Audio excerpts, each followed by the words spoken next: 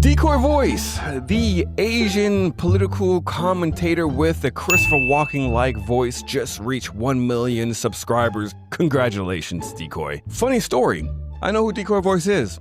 What? Him and I, we actually did some content together a couple years ago on my other channel, which in fact, he inspired me to do this channel. You see, before this Christopher Walken sounding Asian man hit YouTube, I started to think about pivoting into politics. Now, some of you may not know this, I had a other channel called Uncultured Currency, and it was all focused on finance and finance only for about 3 years or so. Then I got kind of sick of it and I wanted to pivot to what I'm doing now. But on my other channel, I used to conduct a lot of interviews. I would sit down with people and just have conversations so people get to know who they were, people that I was interested in. And first it started with specifically stock traders, then it pivoted to YouTube political commentators. I got to know LFR family, Van, from there, and to this day, him and I are actually still friends. Cool dude, helped me out with my other channel, gave me a bunch of great advice, good solid guy.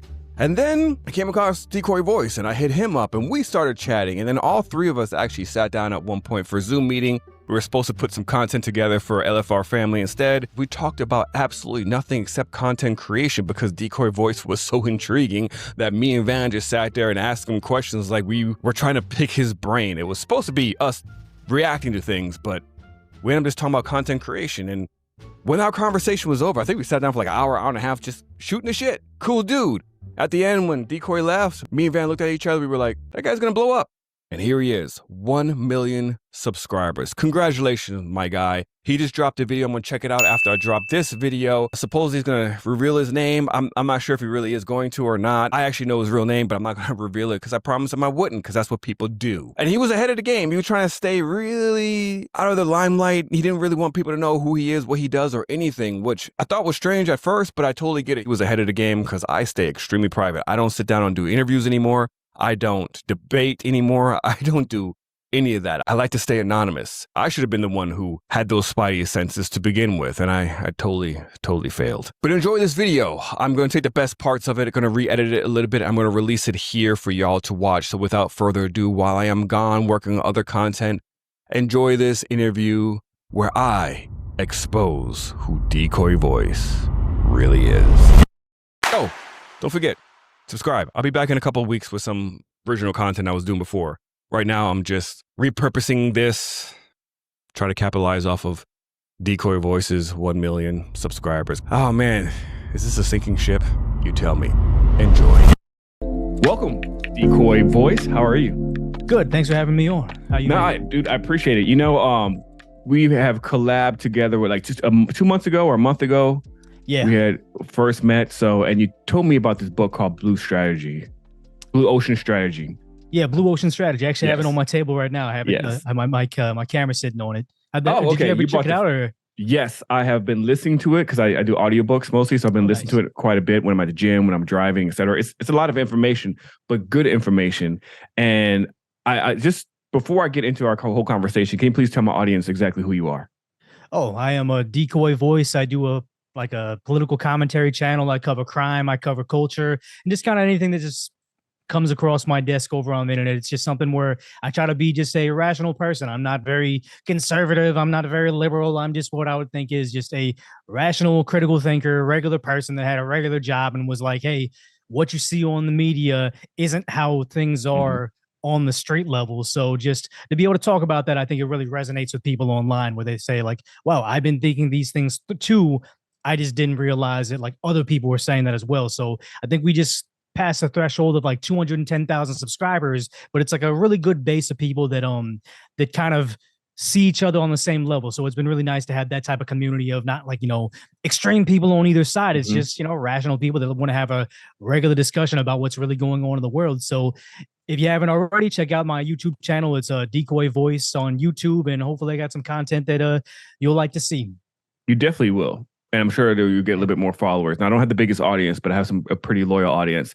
The reason why I was even bringing up Blue Strategy Oceans is because you seem to figure out how to hack the YouTube algorithm. So when I first started following you, I think you were around like 80 to 100,000.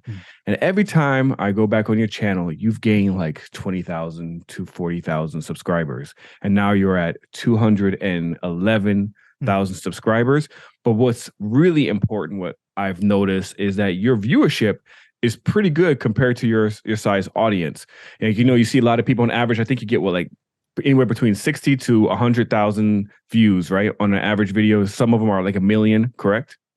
Yeah, just I mean, you kind of know what videos are gonna hit, like, really take off with YouTube and everything. So it's not like I've hacked the YouTube algorithm. It's just kind of, you figure out, what your niche is and how you can present information in a different way that nobody else is doing. Where you figure out, like, the blue ocean, and try to do what they talk about in that book is consumer side innovation. So once I figured out like what my niche is and what my personality is and how I can best deliver information to my audience, they come to me even if they've already seen the story, or even if they've already known the viral video and they've watched it a couple times, or read the story on some mainstream media source, they'll still watch me. So it's a situation where I'll have my videos that hit like 1 million to 2 million views and 500,000 views, and then I'll have videos that I just think that are important to do, and they'll sit at like 100,000 views. So it's been something that I'm starting to try to balance my approach on. Do I want to make videos so I can get the attention of advertisers and try to make, sell out, make a lot of money online? Or do I just want to do stuff that's true to myself, where I'm like, hey, I want to talk about this. This is something that should be like just something that we need to counteract the mainstream narrative. So somebody rational needs to speak about this. So I mean, I did that with the video with the Vietnamese woman that was slammed on the ground and paralyzed. Like, I didn't put, subscribe to my channel. I didn't put any ads on it. I like demonetized it myself.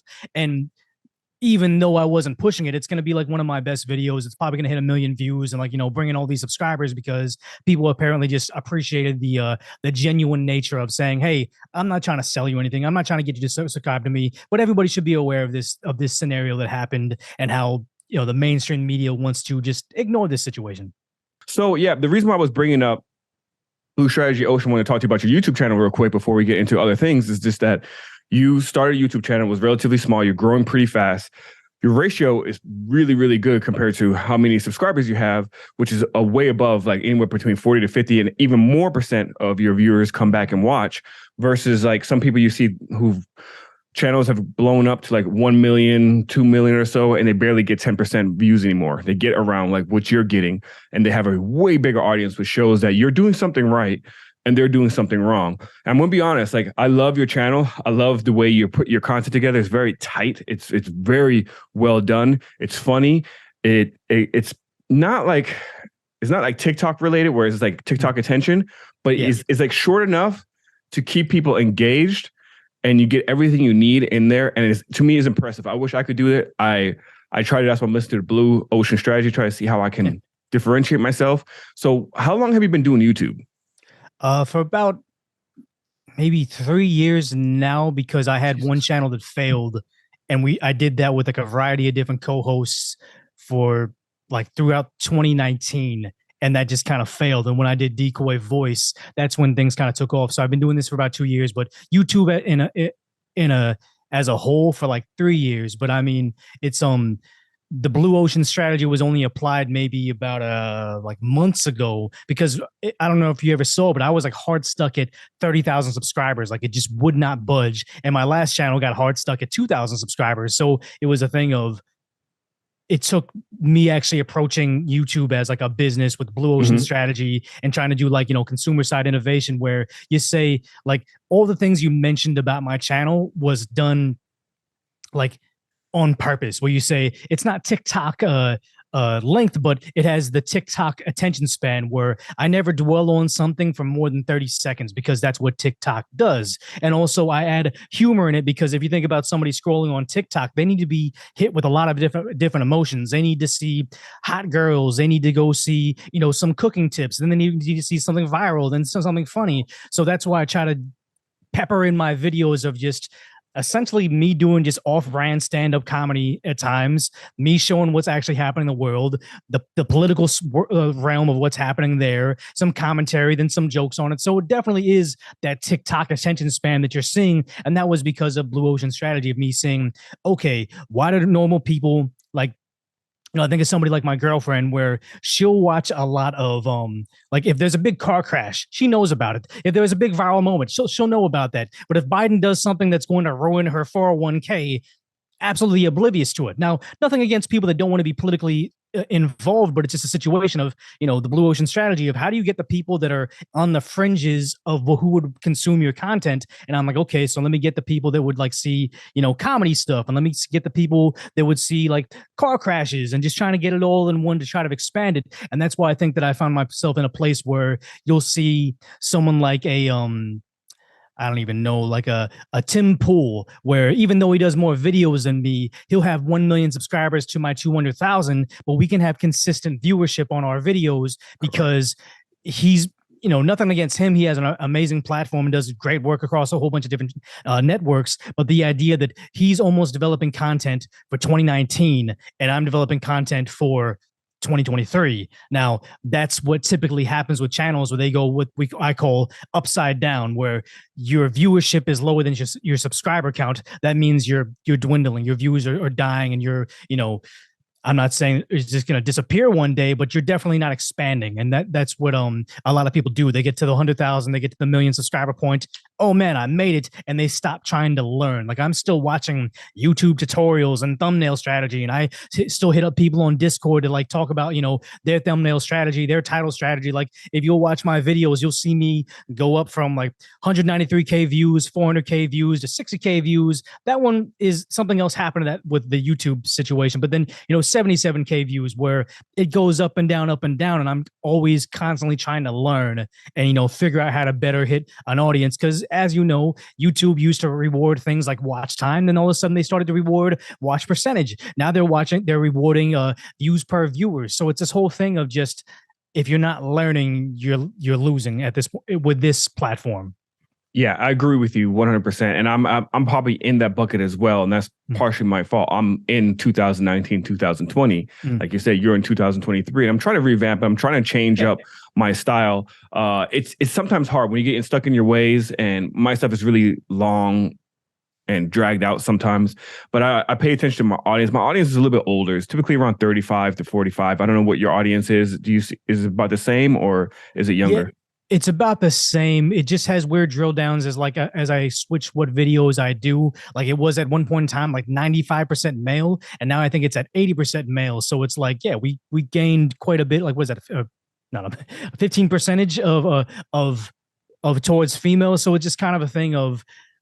I would say it's around your age group, but then depending on the content I do, it does skew younger, it does skew older. So I like, especially when you're doing deals with advertisers, they really want to look at it. And then I'm always, copy and pasting what my analytics currently looks like. And I see like, pretty vast variations in who's watching my channel. So it just depends on when you look at it, I guess.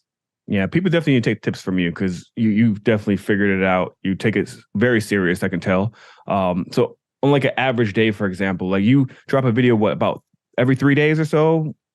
4 days? It was every 3 days and it went to every week. I was just like, constantly retooling it and just experimenting with it. But then I was able to speak to, and I don't know if he wants like his name out there, so people start hitting him up, but a successful YouTube person that just passed the million subscriber threshold. And he was just telling me like, when we talked to on the LFR family call with Van, he told me, you got to do shorts. And I experimented with shorts for a bit, but this new guy says, hey, you got to do like videos every single day, even if they don't pop off and every video, hits 100,000 views, release every day. Now, I've never thought of that mentality, but he's obviously doing something right that I'm missing out on. So I'm just going to go ahead and try it, where I was doing once a week, I was doing twice a week, I was doing once every other week. And now I'm just going to start to just knock out videos. Even if I don't think that it's like a very clickable thumbnail, I'm going to do it just to see how that impacts the algorithm. So I'm always constantly like learning, Yeah, it's all about the learning process and innovating and changing things up. And this is your full-time job, correct? Yeah, it is now. Okay, so you do that, which is awesome. So congrats on that. Are you ever worried being in the content space that you are, right? Again, I'm glad I got you now because I really do. I see you probably reaching 1 million by the end of the year. I'm going to be real with you. The way you're growing. Yeah, the way you're growing and stuff. So I'm glad I got you in the early stages, I guess, if you want to call it that. No, you and Van have been really nice to me. I think that you guys are the first like video interview I've ever done, and it was just very chill to like sit back and like just kind of hang out with you guys and talk about stuff. Like I don't think that video ever went live because I kind of warned him about how it's too different from his core audience. It's just going to confuse the algorithm. So I'm not offended that video didn't go out, but the idea that it was just like it was a cool conversation to have. So I mean, even if I'm at like 1 million or something like that, I'm not going to be like, oh yeah, I don't know you guys anymore. Like, I don't know you anymore. You're not on my level. Like that's ridiculous, you know?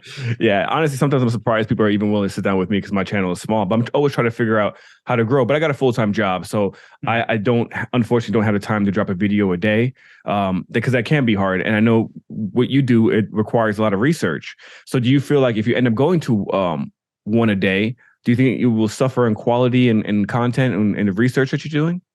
No, because the thing is, people get it all like misconstrued that I do these videos and I do all this research. Like my previous job was in investigation, so I feel like I'm pretty like I can see past what's going on. Like, you know, did you ever watch that television show, The Wire?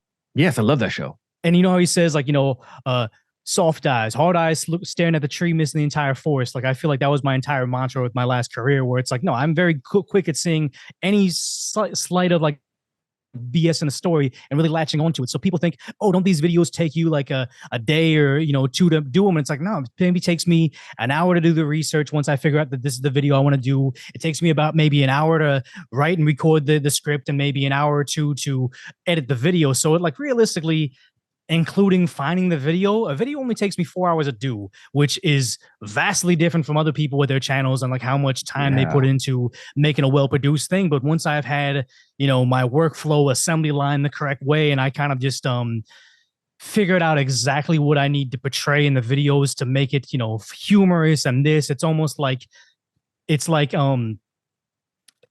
I compare it to the first person to ever build a boat is probably like messing with stuff and trying to put planks together, not really understanding like, you know, what makes it buoyant or whatever. I'm the millionth person to make the boat, and I had the instructions top to bottom, where to get the wood, how to hammer it, which tools to use, what steps there it is. And I just have the layout to say, oh, once I find the viral video, okay, these are the sources I'm going to check to cross-reference it. These are the things I'm going to look at. Here's Snapchat, here's Instagram, here's a Twitter voices. Okay, my humor is very distinct. It's just this dry kind of humor that almost is like self-deprecating. So let me slap some of that on there and then just do the video editing. I have a pretty good streamlined system in like Wondershare Filmora, which people don't think that that's a good, like they always say use like Adobe whatever Final Cut Pro, and I'm like, my computer can't handle that. I just do a very quick edit, slap it together, put it out there, and I'm already done. So I was actually doing more videos when I had a regular 9-to-5 career job where I was like, you know, there 5 days a week, you know, 48 hours essentially of my time being there. So I was able to produce more. It's just I've been more choosy lately as to like what videos I cover, because I kind of figured out what my audience likes. But just I don't think doing more videos is going to make the quality suffer at all, because I already kind of have it dialed in. The only thing that I would say is maybe the thumbnails will be worse, because I pretty much have it drilled down as to, if you look at my my recent videos, it's always like something that's well lit. There's a face doing a reaction at something.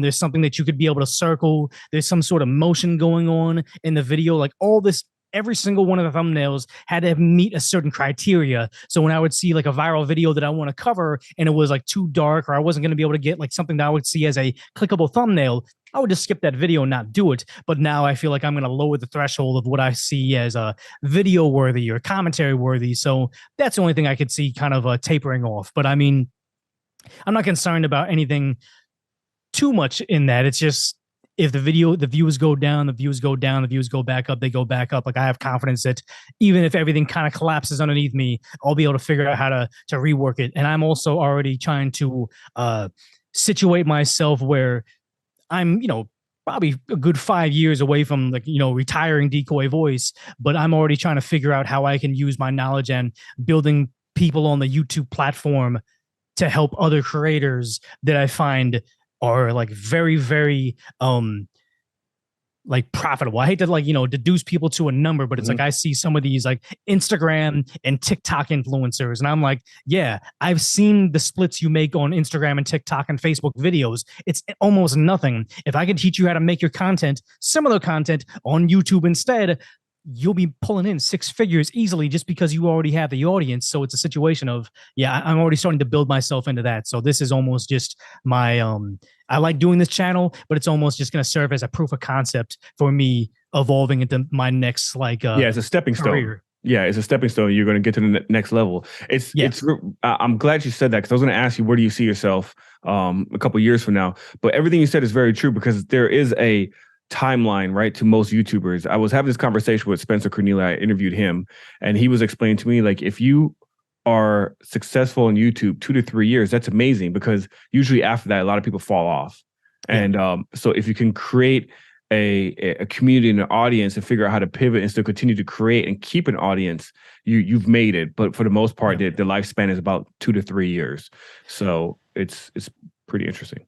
Well, they figure out how the algorithm is working at a particular time in YouTube, and it's constantly evolving. So once they hit their peak, they're still working on the old data, and they can never surpass that level. And, you know, if you got big on Minecraft or got big on League of Legends, that's going to have a shelf life. And unless you're able to see it from afar and pivot at the correct time, you're going to dinosaur yourself out. And I think that, you know, my just stance on this, well, I'm not married to any specific content. I cover a lot of crime right now because I feel like people are very concerned about that with all, like, you know, the state of the political realm right now. So I don't mind pivoting into culture war stuff, or even like basketball, video games, whatever it may be.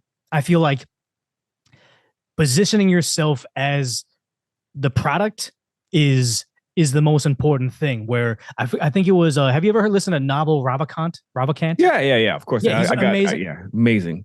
He's amazing. He talked about how, like, you know, if Joe Rogan lost all of his platforms tomorrow, he lost all his platforms a day, tomorrow he would be able to build back his empire because he is the brand. Like, so many people have reached out, like, oh, can I make your logo, or can I make your intro? And I'm like, it has to be my face, because if you just knew, oh, the eagle emoji is him, it doesn't make it so I can replicate this on something else. Like, if Decoy voice gets banned because they don't want you to talk about conservative values on YouTube anymore, I'm almost certain that I can make a new channel, Decoy Sports or whatever, and talk about MMA and talk about baseball and give the same packaged formula. Like, oh yeah, some people don't like ESPN, some people don't like long form podcasts of sports. They just want that quick TikTok attention span type of stuff laced with some comedy, and I'll be able to replicate it, because even if you don't like sports, a lot of the people that are subscribed to Decoy Voice are already subscribed to just my personality. They like to hang out with me. It's like, you know, the parasocial relationship that you have with Joe Rogan or you have with Russell Brand, where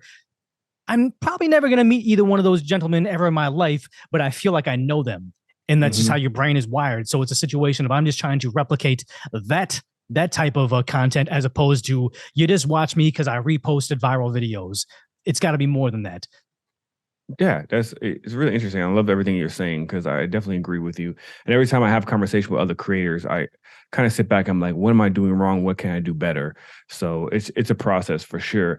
Now, since you got into this space, you know, you're kind of like me, right? You don't really have a political affiliation. You're not conservative and you're not liberal, but I'm assuming that, well, you're not a Republican and you're not a Democrat, but you kind of lean somewhat conservative because of the environment that we're in and kind of the messages on the other side. When you decided to start, I guess, talking about the culture war stuff or anything that's politically related, were you concerned to go on the conservative side of things? Like, why didn't you just do liberal topics instead, which is more, you know, popular? You don't have to worry about getting demonetized. You don't have to worry about, you know, getting the hate. You don't have to worry about getting doxxed or anything like that. Why did you choose to kind of go more towards the conservative side of things?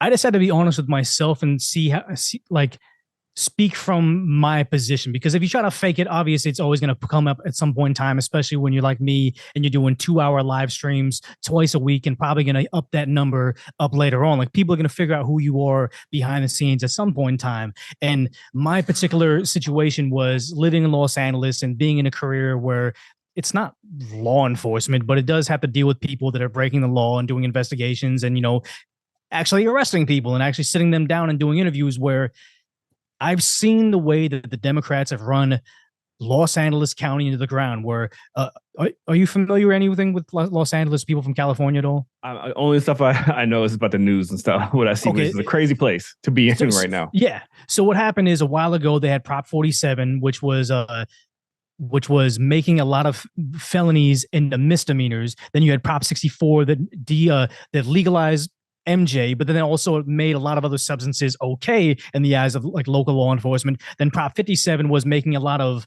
it was saying let nonviolent offenders out of jail. But then there was all sorts of nonsense inside that proposition where it's like, oh, if you detonated a boom device at a hospital, that's nonviolent offense. If you were making kids into your working girls while you wore your giant mink coat and your feather in your hat, and if you're catching what I'm saying, where you're using minors to do that, that's suddenly a nonviolent offense. Like, this was sheer nonsense. Like, all of those are horrendous crimes and they need to be punished to the fullest extent of the law. But then you had just these Democrat politicians with this supermajority in Los Angeles for the last decade, and just the idea that it slowly made everything worse, and they kept on blaming Republicans, scary MAGA people. And I was like, this is nonsense. Everybody I know here is more afraid to live in the city, and the city gets progressively worse. And it's almost a situation of, I say, I'm not pro Mitch McConnell, I'm not pro Mike Pence, I'm just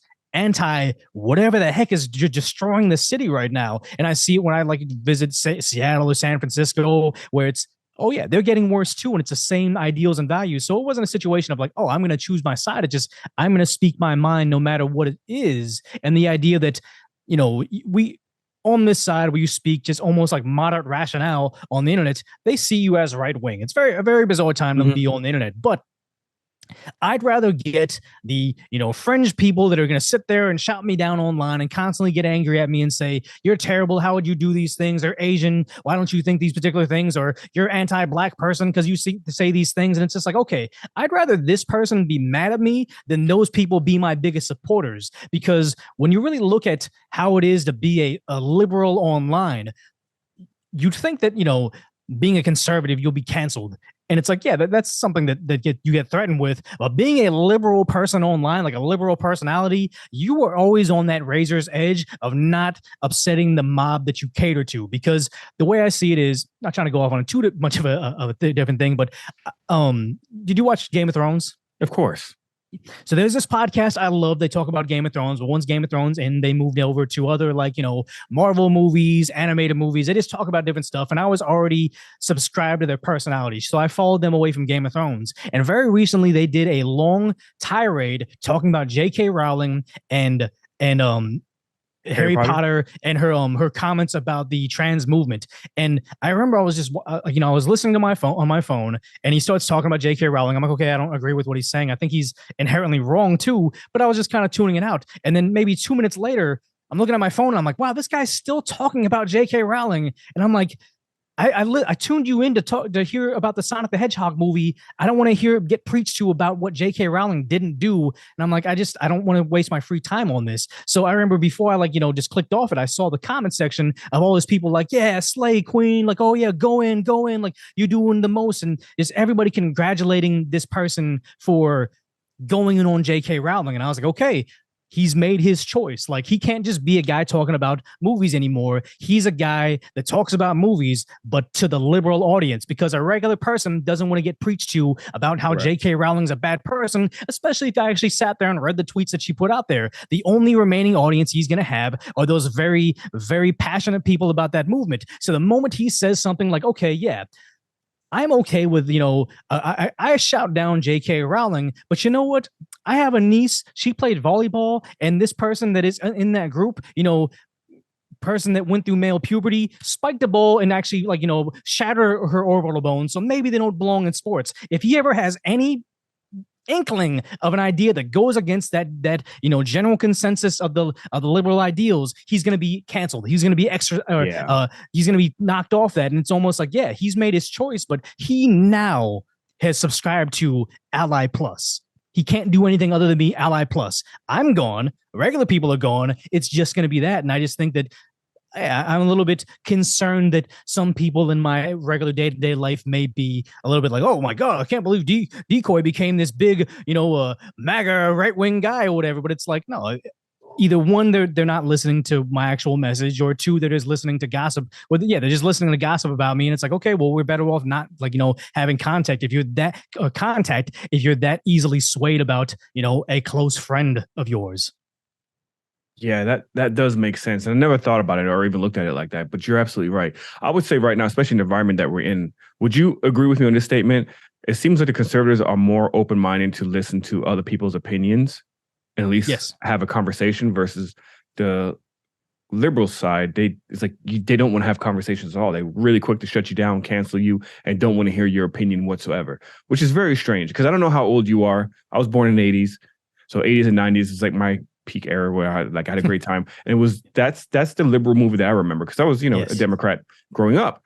And they were more tolerable. It was all about, free speech, listen to people, have conversations, let's be more open-minded.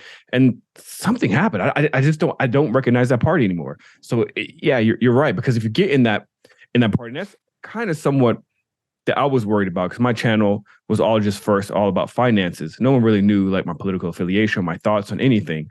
So then I slowly started stepping into that space by just saying a few things here and there in my videos and then putting one video out there and kind of get my feet wet to see like what people think. And surprisingly, I think my audience has been relatively receptive to it, although I think majority of my audience are Democrats. But they seem to agree with a lot of my takes. So I think what I'm trying to do is like just keep an open mind. Just don't be so closed-minded when it comes. Be a Democrat if you want to. That's cool. But just understand what the other side's coming from and what other people's concerns are, and just be open-minded to listen to other people's thoughts, opinions, and facts. And you never know, you may actually change your mind and be like, you know what, I could still be a Democrat, but I do agree with the conservatives right now on this. So. That's the situation we're in. We're living in a very, very weird world. And speaking of weird, you did this video about deepfake, which was really awesome. Now I use some of these AI voice tools, deepfake intelligence in some of my videos. I actually used Joe Rogan to put in one of my videos for my intro. And dude, you did a really good job with that. That's the first like 10 seconds of that video, I thought that was real until he was like, uncultured. It was not uncultured. He said Decoy voice. When he said that, I was like, oh, okay, this is fake. But you split it. And so that was really awesome. What you worried about that? I could tell, right? The direction is going. I mean, it's just technology is going a particular way. I'm not worried about it's like taking over the world or anything like that, but I do know that it's going to be used to scam people. Like I even put the portion in there where, they can call your mother and say, hey, look, they'll use your face and your voice and say, hey, look, I've been kidnapped. You need to, PayPal me this money. They're going to offer me. And that's already starting to happen right now because me and you can see like, Joe Rogan's slightly off. That's not exactly him. And me, we know what we sound like. But if it's like, your grandmother that doesn't really like, have the best vision and it doesn't have the best hearing and everything, they're more like, just like any scam that goes on email or on the telephone, it's going to be, the elderly that are most vulnerable to it. So I'm concerned about it, but it's not like, it's like the biggest thing on my mind. Like I think the chat GPT AI stuff, that's gotta be that's gonna be like the AI apocalypse that Elon Musk has been talking about for a while, because we thought it was gonna be AI driving, that it was gonna put all the truckers out of work, which is like truckers are like the backbone of middle America. Yeah. That's the high paid job they have. But you got to think about all these different customer service and writing jobs. They're replacing their fleets of 100 workers to just down a fleet of 10 editors, and it's working. So it's very quickly going to put like a lot of people out of work, and just the people that know how to use AI effectively, they're going to take all those jobs. Yeah. And since you're in politics, you know who Andrew Yang is? Mm-hmm. Yeah, that guy, dude, he called it on point. Like that was actually the candidate I wanted to be the front runner for a Democratic Party, because I would have voted for him. And everything he talked about seems to be coming to fruition with AI and everything else. Do you know what derailed Andrew Yang though? Huh? You know what derailed Andrew Yang? No, I just assumed that they kept muting him when he was on stage. I know that.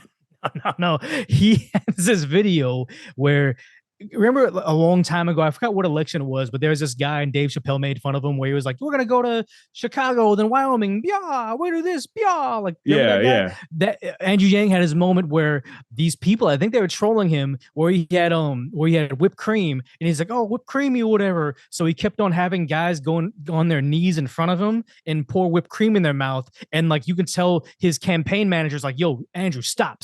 This is getting weird. And he just got in the moment and kept on doing it. It's like, yeah, yeah, you are now an unserious politician. Oh, that sucks, But man. the thing is, though, is like here's the thing: is I don't know your stance on 2A, but Andrew Yang was a big guy on grabbing that away from you. And it's like, so I forgot, I think it was somebody, I forgot who it was, but I'm pretty certain it was Andrew Yang was asking him, like, hey, what is an assault variant? Define an assault variant to me, because a lot of politicians want to ban that, but Yeah. don't necessarily know what it is. And he's like, oh, I don't know. And it's like, yeah, just like Andrew Yang, he seemed like he had a good stride in the beginning. And it was a Dan Crenshaw. A lot of people liked him, and they Yeah. turned out to be a lot of just the same Same politicians, thing. just Yeah. in a new uh like Packaging.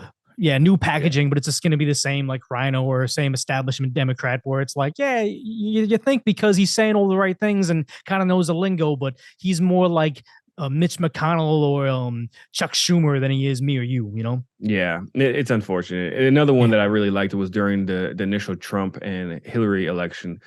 Gary Johnson. Okay, yeah. I like Gary Johnson. He has some pretty good momentum until that one video, that one interview where they were like, "How you feel about Aleppo?" And he's like, "What's Aleppo?" He was done after that. Isn't he he had a position something with foreign affairs, right? Yeah, it was. I don't know. He was. Yeah. I think he was a governor or mayor. So I don't know. Okay. I just remember they asked him and he had no clue. And Yeah. the funny thing is, at that time I was working within that area, and I had no clue what Aleppo was. So it threw me off. I was like, Aleppo? Why is everyone giving him a hard time? I was like, I guarantee if you asked anyone else at that time, Yeah. they probably didn't know what it was, because it was just emerging. It was like, it was just becoming a thing. So Yeah. I think the average person didn't even know what it was, but that completely derailed him. He was done after that, unfortunately. And I was like, man, that sucks. I still voted for him though. So, I mean, it is what it is. But the deep fake, what I'm worried about with that is really like you're saying, like, I know you're talking about like chat GPT. We can talk about that too, but the deepfake, what I'm worried about is the stuff that they can do with it, with the politicians and people. You could create these fake videos. Like I'm sure probably there's been some Democrat that said, oh, all the Hunter Biden information, deepfake. Like that, because stuff has gotten so good that it could possibly be deepfake. So it's going to be harder to believe certain things. Well, in the future, they're going to use that as a deflection, saying that's a fake, that's a fake. But when, the Hunter story was going out there, they just tried to censor it as much as possible and just, not acknowledge it, which actually worked for them, because the average American person had no idea that that was even something that was real. They were just told by their favorite CNN or MSNBC personality that, oh, this was just, Russian disinformation. So they didn't believe it.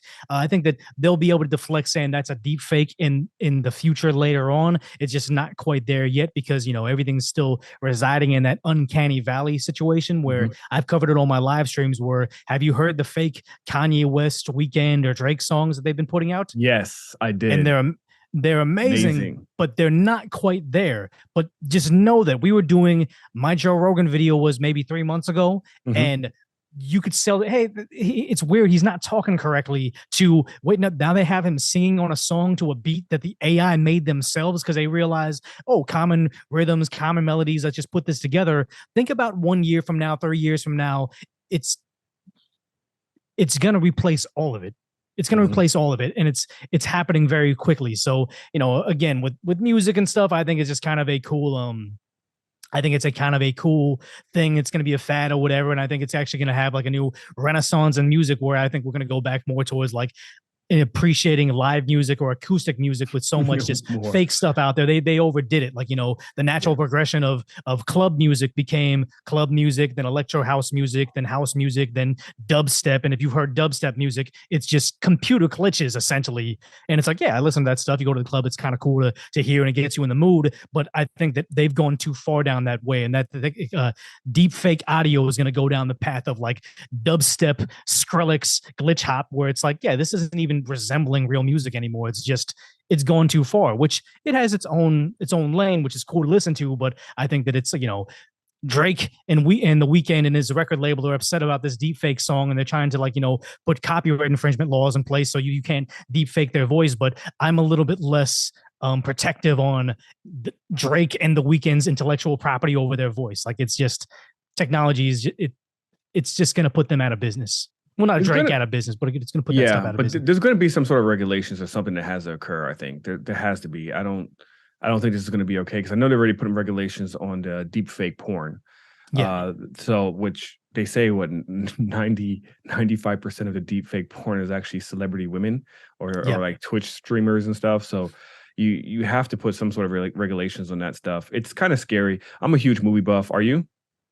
Oh yeah, I enjoy movies. I'm not like the biggest like I like the movie Goodfellas, but people say, "Oh, you got to watch Casino and Godfather." Mhm. I'm like, I like Goodfellas, man. I'm just gonna watch that Oh, movie okay. again. Yeah. Well, I read an article like about 2 years ago or so, and they were saying that they bought the rights to James Dean, and they're going to Oh, they're start gonna make. putting him into movies. And I was like, what? And they're like, yeah, with the AI and artificial intelligence they have, they can actually put people into movies, so celebrities that are dead can actually start making movies again, which is Yeah. very interesting. I hope that doesn't happen. I hope that really dies, because I prefer to watch real performers, like live performers, do their thing versus AI. So it's interesting. But the Chat GPT, I liked on your video that you pointed out how biased it is, and I caught Mhm. that too before your video. Like, wait, when ChatGPT first came out, I was just testing some things, and I did. I put some stuff in there. I think it was tell me, oh, make a positive poem about Trump, and it said, "Sorry, we're not going to do that because of Yeah. political reasons." Then I tried it with Biden, and they wrote a nice little poem. So that's what I am very concerned about, that because again, it's supposed to be unbiased artificial intelligence to give you information, but if the information is swayed one direction to the other, it's going to cause conflict, and people are going to be misinformed, and it's going to cause, again, I think, another division within society.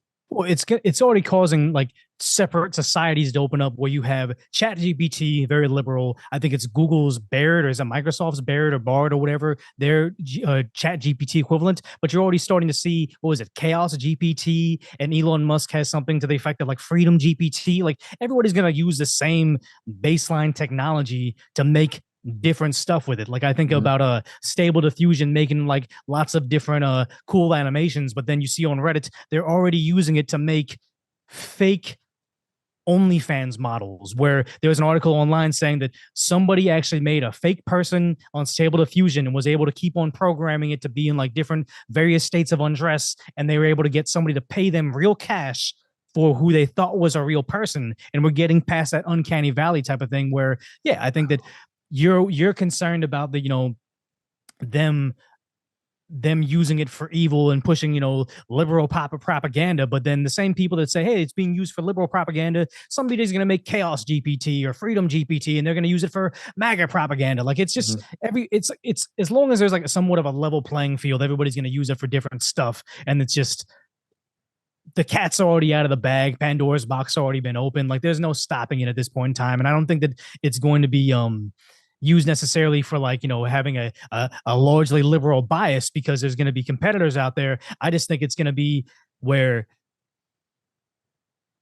it's already doing things it wasn't programmed to do. I think, what was it? Was it Microsoft or Google's engineers on that article I covered in one of my live streams, where they had said they typed to it in I think Hindi, and it replied to them in Hindi. It's like, we never taught it Hindi, and it was able to actually decipher Hindi and learn it, and also it was solving a economics problem with a book that didn't exist. So I mean, who knows? I'm a Neanderthal, but if it's citing a book that doesn't exist, isn't it plausible that it wrote a book and is now citing that book as like a authoritative source? And it's like, yeah, it's doing things it's not programmed to do, and it's already, it's already out of the bag in the sense that Chat GPT, Chaos GPT, Chat GPT 4, everybody's trying to be first to market so they can get the, the lion's share of the money that's going to be made from AI.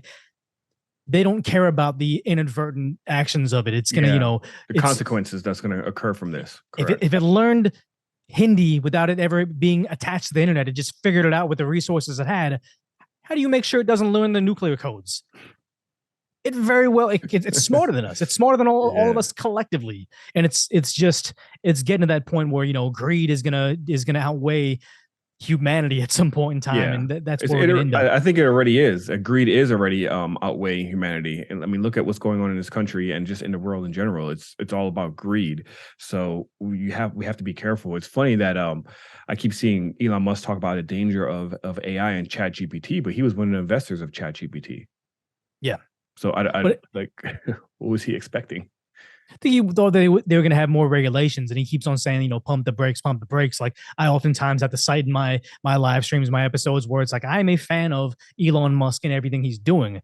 There's a lot of bad things about him, like him essentially supporting the CCP in China Yep. because that's where his factories are, and then putting money towards Chat GPT. But in the grand scheme of billionaires out there doing things with their money, if I had a choice between having another Bill Gates, having another who's the Amazon Jeff Bezos, or another Elon Musk buying out Twitter and showing everybody the internal algorithms that was there to silence conservative voices and the truth about certain laptops and the truth about certain medications they were trying to force on all of us, I'm gonna choose another Elon Musk. Like, I prefer him to other things. So it's like, yeah, he's not perfect. I'm not getting a t-shirt saying Elon Musk fanboy, but it's I think that he's gonna do things that seem counterintuitive, like invest in the AI talking program that may be the end of humanity. But overall, he's done good things, I feel like. So, are you a Dogecoin investor? I had some Dogecoin. I don't think I have it right now. I think I had Dogecoin and a Shiba Inu coin, and it just got too rocky. Like, we made a whole bunch of money, me and my employees, and then we thought we were gonna get rich on Shiba Inu coin, and then we realized a thing called market cap and just how many. And we were like, oh, Shiba Inu. Like, they said, like every US dollar would have to be invested in Shiba Inu coin 7 times for it to hit $1. So I was like, oh, okay, time to sell. Yeah, everyone got super excited for that one. I remember that one because everyone who was left behind on the Dogecoin experience, they're like, "Oh, Shiba Inu is going to be the next one, so let's just throw all our life savings in," and not realizing that was a big mistake. So it's crazy. Another thing, another video that I watched of yours, which I really like, and it has become an issue here in society, are the prank videos, right?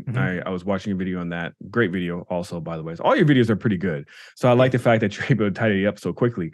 And that one was really good because I feel like a couple of years ago, prank videos were innocent, right? You don't hurt anybody. You don't cause damage. You don't cause chaos. And now it's like all these hood rats are doing these so-called prank videos and threatening to stab people and stuff like that. And again, so you live in Cali, it sounds like, right? Yeah. And do you see a lot of that stuff happening in your area as well? So I haven't seen like pranks happen other than the one guy covering in the video where I don't know which prank video you saw because some of them got it's the most bizarre thing. One of my videos got like locked down, age gated, and I'm covering this guy doing pranks on the street, but his videos were getting millions of views. And I'm like, how are you letting this guy actually doing the crime get the lion's share of the videos? And I'm just sitting here saying, hey, what he's doing is bad. Here's the reasons why he's bad. And YouTube decided to cover that video, like suppress it, make sure nobody knows that prank video had, dire consequences. Sheer nonsense, but just that's how the algorithm works. But in one of the videos I covered a prankster where a guy was his thumbnails are like a girl at a shopping mall looking the other way and he's zooming in on her body, and like that's all. The ass guy. Yeah, he does. And like the thing is though, is I encountered him in person at a shopping mall maybe like 2 years ago now. And what I was saying in that video is something that you don't understand about this is like that guy is like 6'8" and he's not muscular, but he's just a large person. So I think of him getting in my face and saying something weird, just trying to get a weird reaction out of me. Like he was just being nonsensical, trying to get you to feel weird as he's like trying to like, get up in your personal space. And I think it's one thing for him to come at me as like another grown adult looking at him like, yo, you're being like this bizarre person. Like nobody acts like this. And then someone later on told me, oh, he has a camera. Like he hidden cameras you or whatever. But I only think of like the lone girl in a shopping mall when he's been following around for a while. Then he starts saying things to them when they're alone in like a seldom seen corner of the parking lot. And I'm like, this is a major issue right here. This person should be stopped. But no, like he's huge on Instagram. He's huge on YouTube. And also like he somehow tracks down celebrities constantly. And it's just like, yeah, he's making a living off of, I guess it's tame in the sense of pranks, but he's just, he's being, he's harassing people. But as you were saying, it's like, they have to outdo each other. So like, the extreme prank of you touching somebody's hand on an escalator to make them feel uncomfortable, get a reaction. Well, once you've done that video twice, your audience doesn't need that. You have to outdo yourself. So the next one is you saying, oh, I got a explosive device in my suitcase. Here you go. And like, they have to keep on upping the ante until they finally get either arrested. attacked on the street by just random civilians that don't like that behavior, or what we saw in the what mall was that in the country where the guy actually got shot by somebody because he didn't like the prank. Like they never said what the prank was in the media, but it's like he was doing something in a shopping mall. He has lots of pranks where he makes people feel uncomfortable, and someone finally just said, well, had enough of it and just shot him. Yeah, that's insane. Yeah, the prank sector is insane. Because I remember on the YouTube for a while, that was like the rave. That's where everyone was at doing pranks. And then I think people started discovering a lot of pranks were fake. They were not pre-planned and stuff. So they moved away from that. And now it's coming back, but it's like in such an aggressive way and disrespectful way and the lines of harassment. Because like the video you're talking about, the guy who walks on the camera, that 6'8" guy, like he has it's kind of not sexual assault because it's technically not touching anyone, but it could be considered that. I mean, let that be any regular person who doesn't have a huge following, have a camera and is like recording girls' butt as she's going up the escalator. Like that's wrong. That is completely wrong. They allow that, and are you saying that this guy has a YouTube channel and they're not censoring it? Yeah, that's insane. And the sad part is it's I don't think that their primary platform is YouTube because they oftentimes get demonetized on that. I think it's because of TikTok has such a unique algorithm as to how it operates and functions. Because I look at a girl that produces TikTok content, and it's very, very particular to TikTok. So usually when they try to branch off from Instagram or TikTok to make a YouTube video, they don't realize that what's been working on TikTok is fundamentally wrong for YouTube's platform because the algorithm sees things differently. So it's a thing of he's doing this stuff like following a girl around for a while because that's what TikTok wants, a lead in of a video for 5 or 10 seconds of something happening, and then also there's a shift in like their reaction, him talking, so it keeps them engaged and from swiping or whatever. So they're producing this content not necessarily because they want to be big on YouTube, it's because they're getting big on TikTok, and apparently TikTok fame is the new rave in that generation. And it's almost like he's doing like he's violating people out there, but it's like the new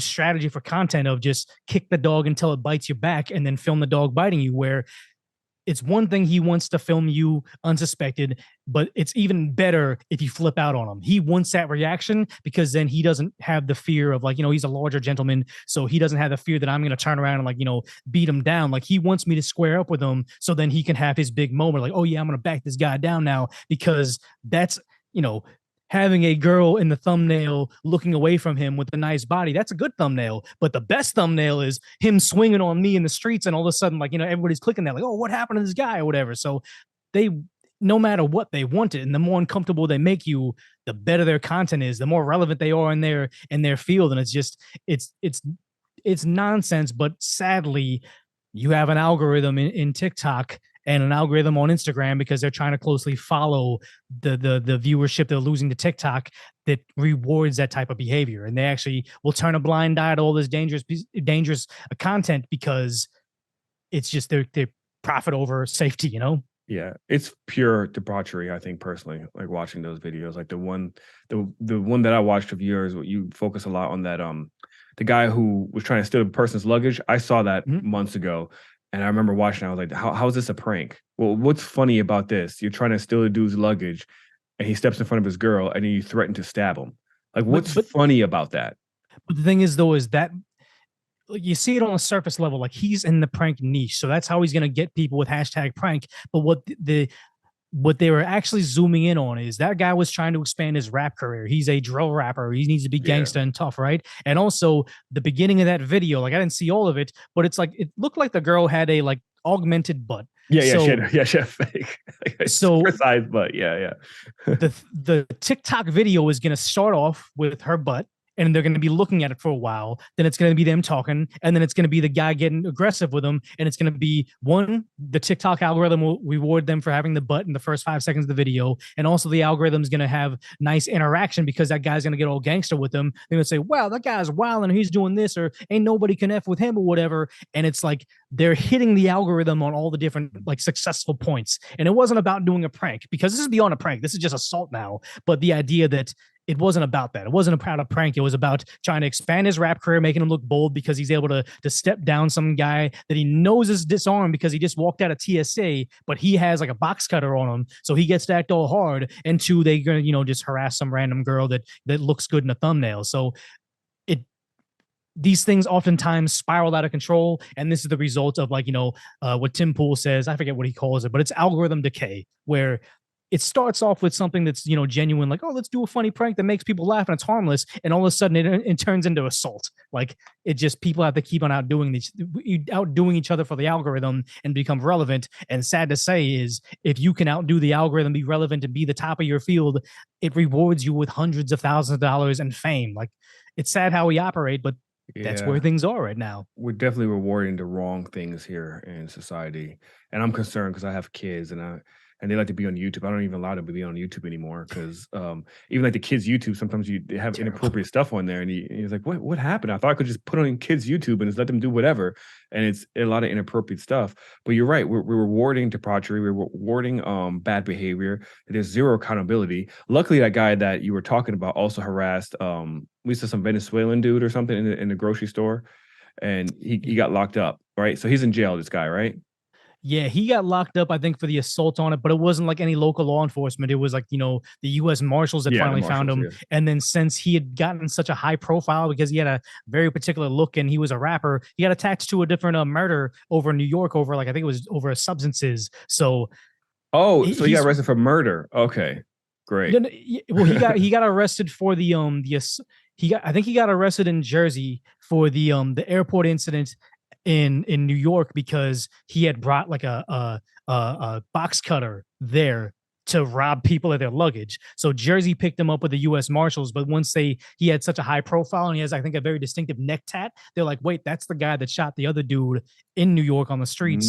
So then now Mm. he'll get his big charge, and it's like, you know, sad to say, if he was able to beat those charges and get out, it's going to raise his rap Oh, profile and he's yeah. going to become bigger. So it's almost like, you know, not to be mean, I never try to, like, you know, go too hard on somebody that has a different circumstance than me, but he didn't seem to be the most talented rapper. He doesn't seem to be the most, you know, intellectual fellow that he was going to be able to, you know, develop the new iPhone and, like, you know, make lots of money. Like, other than being just a regular guy working at a Blockbuster and, you know, barely making it by, if he ever wanted riches, this was his only way, doing bat crap insane stuff online to try to be, you know, raise his drill rap profile. And if he all of a sudden becomes the next Jay-Z because you used to be a dealer and did some crimes and then he made it out, yeah, then he makes it. He makes it through debauchery. But I mean, you got to think about, with the exception of this generation of rappers, the rappers before, it was always like, oh yeah, they were a hardcore criminal doing Yeah. terrible things in the community, and now he's praised as some sort of role model. Very bizarre times, but we've set the standard that way. Yeah, absolutely. Especially within the Black community, that's like praised for some reason, and I don't understand it. I try to teach my kids differently, and that they can be more than what's always being portrayed within the community. And there's other ways to get out of the hood and make money than going down this route of, again, debauchery and all this other stuff. So it's strange. But that guy's clearly a dumbass posting that video, threatening people, not thinking like, oh, I'm not gonna get in trouble for this. It's a prank. Yeah, Yeah. good luck to him. I personally don't feel bad for him at all. No. Yeah, so we got a lot of stuff going on here now in society, and I saw your latest video. By the time this comes out, it won't be the latest video. You spoke on the whole Bud Light situation, Yeah. and I have some mixed feelings about it. I want to see, like, overall. I know you did a video on it, but I kind of want to get your take on it. Do you think the conservatives are acting a little, what's the word I can use? You think they're a little extreme right now with this whole Bud Light situation? No, because I think I forgot what, I think it was a Daily Wire commentator just said it the best, where they said that they can't cancel every woke corporation. Like, when I highlighted my video where it's like, yeah, MLB does a lot of woke nonsense, and I don't like to see it in my sports, and it like, you know, it soured the NBA for me. But the MLB has a monopoly on Shohei Ohtani. Like, do you watch baseball at all? No, I don't watch sports. Sorry, don't judge Well, me, it's guys. they're just a guy that is, he's doing two different aspects. Like, uh, did you ever play any sports at all? Yeah. I play sports. Yeah. Like, what'd you play? I played basketball. Wasn't very good. Football wasn't very good. But I mean, okay, so I'm not good at any sports. this is But the yeah, equivalency of somebody being the number one quarterback in the league and also the number one linebacker in the league, and linebacker. he plays. Oh, okay. And so it's like they're entirely two. They're two different skill sets, but he's doing both of them simultaneously, and he's doing them greater than everything. So it's like, yeah, I want to watch this person in his prime playing, so I got to give money to Disney because they own the Angels, and I got to give money to MLB because that's what it is. It's like, conservatives can't cancel everything because it's just part of life right now. But what they can do is they can make an example out of Anheuser Busch and Bud Light by saying they overstepped their bounds. Now it's time to, like, use them as an example. And I think that they're not going too far, because this is the thing, which just like with Robin Hood and when GameStop, and well, you're in finance. Remember when GameStop and AMC, a lot of these, what was it? Yeah, it was a short squeeze. Who was, I keep on, Citadel. They found their position was they were short on GameStop, and it was expired a certain day. And you have all these people chronically online over at Reddit saying, "Hey, we all have our stimulus checks. We can finally stick it to the man." And it was a situation of very few of them actually got out when they needed to get out. It was kind of like a whole like crap show over there, because people said diamond hands, diamond hands. You're not doing your part unless you have diamond hands. But then a lot of them got left holding the bag. But the idea that finally the little guy has an opportunity to stick it to the big guy, and everybody's rallying around this one specific moment. Now, if it wasn't Dylan and it wasn't Bud Light, it was going to be something later on down the line. But I don't think they're taking it too far right now. I think that it's the natural reaction to saying, hey, we're sick and tired of turning on basketball and them shoving down our throats that some young black kid was gunned down by the police when, one, he's still alive, or like they said he had died.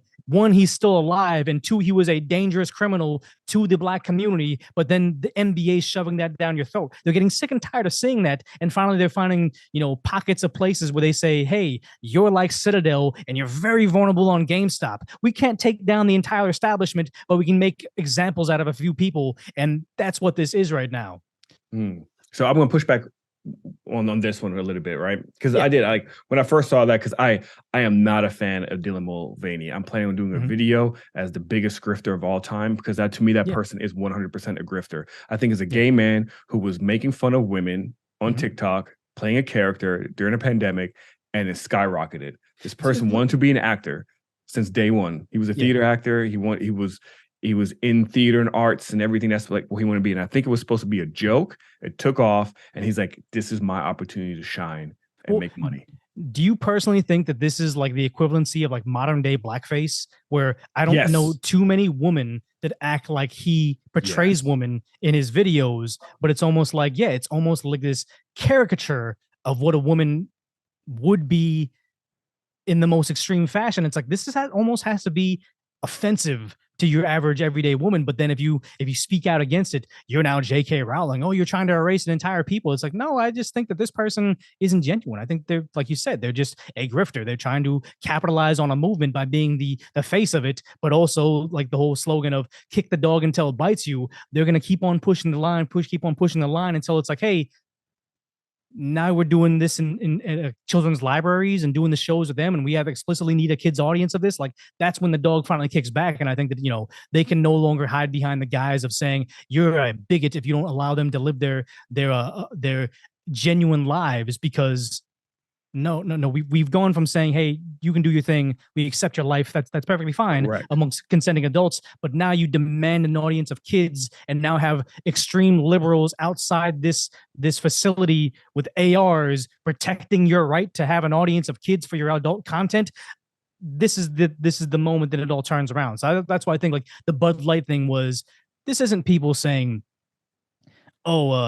we can't drink Bud Light because we can't ever support this type of person. It's just saying, hey, look, it's an overall message of saying they may not necessarily have a big stance on Dylan as a person. They're just saying, we're sick and tired of you guys thinking that you just get our business by default.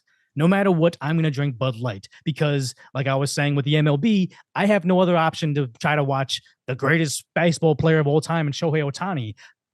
If I drank beer, I can get Coors Light. I can get Shock Top. I can get, well, I guess that's still Anheuser-Busch, but there's lots of different options and alternatives to Bud Light. So it's not about saying, oh, we're gonna boycott every single thing that offends us. It's like, we need to start showing that there's a line here. Okay, you guys got to stop this nonsense. It's going. I agree with you. There's definitely needs to be a line drawn, and that was my thing, because I never I was 100% supported the LGB community for years.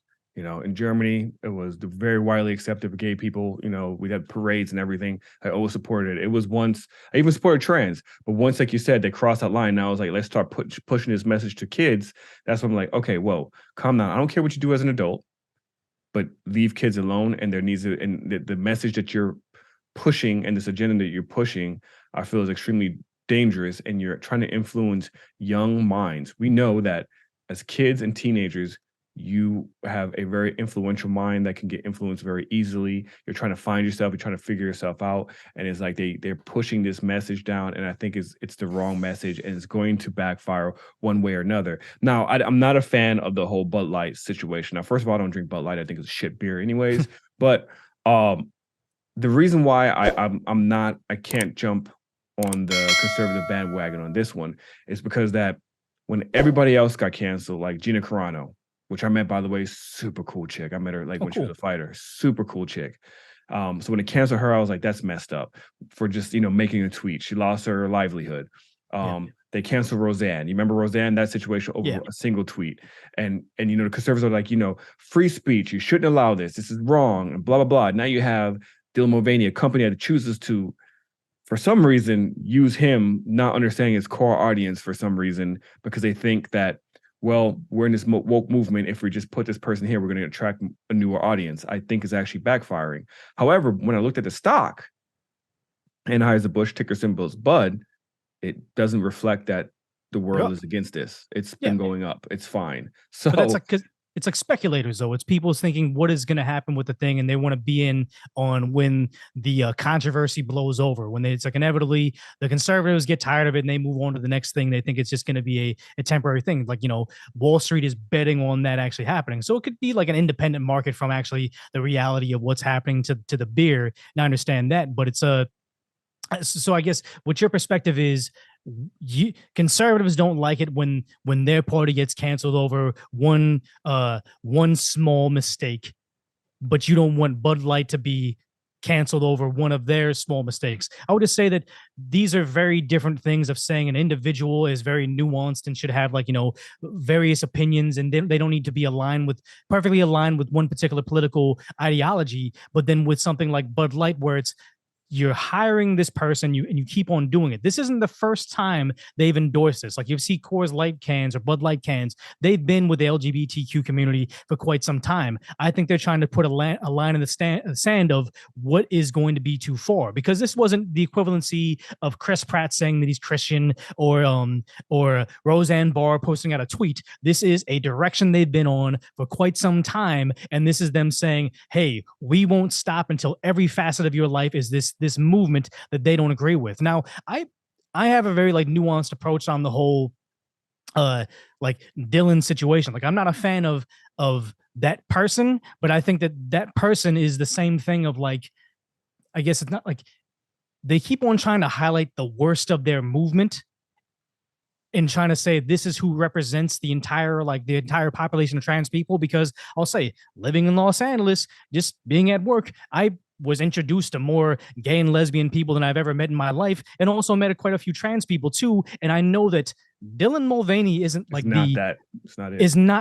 just I don't want to look down on them. And it sounds like I'm looking down on them, but I just see, the people that I knew from work that were trans as just, it sounds bad, but just like tortured souls. And I don't want to be mean like that, but I don't want to look down on somebody, but I just knew that their life was much more difficult than somebody that would just be seen as the average everyday person. So it's they go through hard things.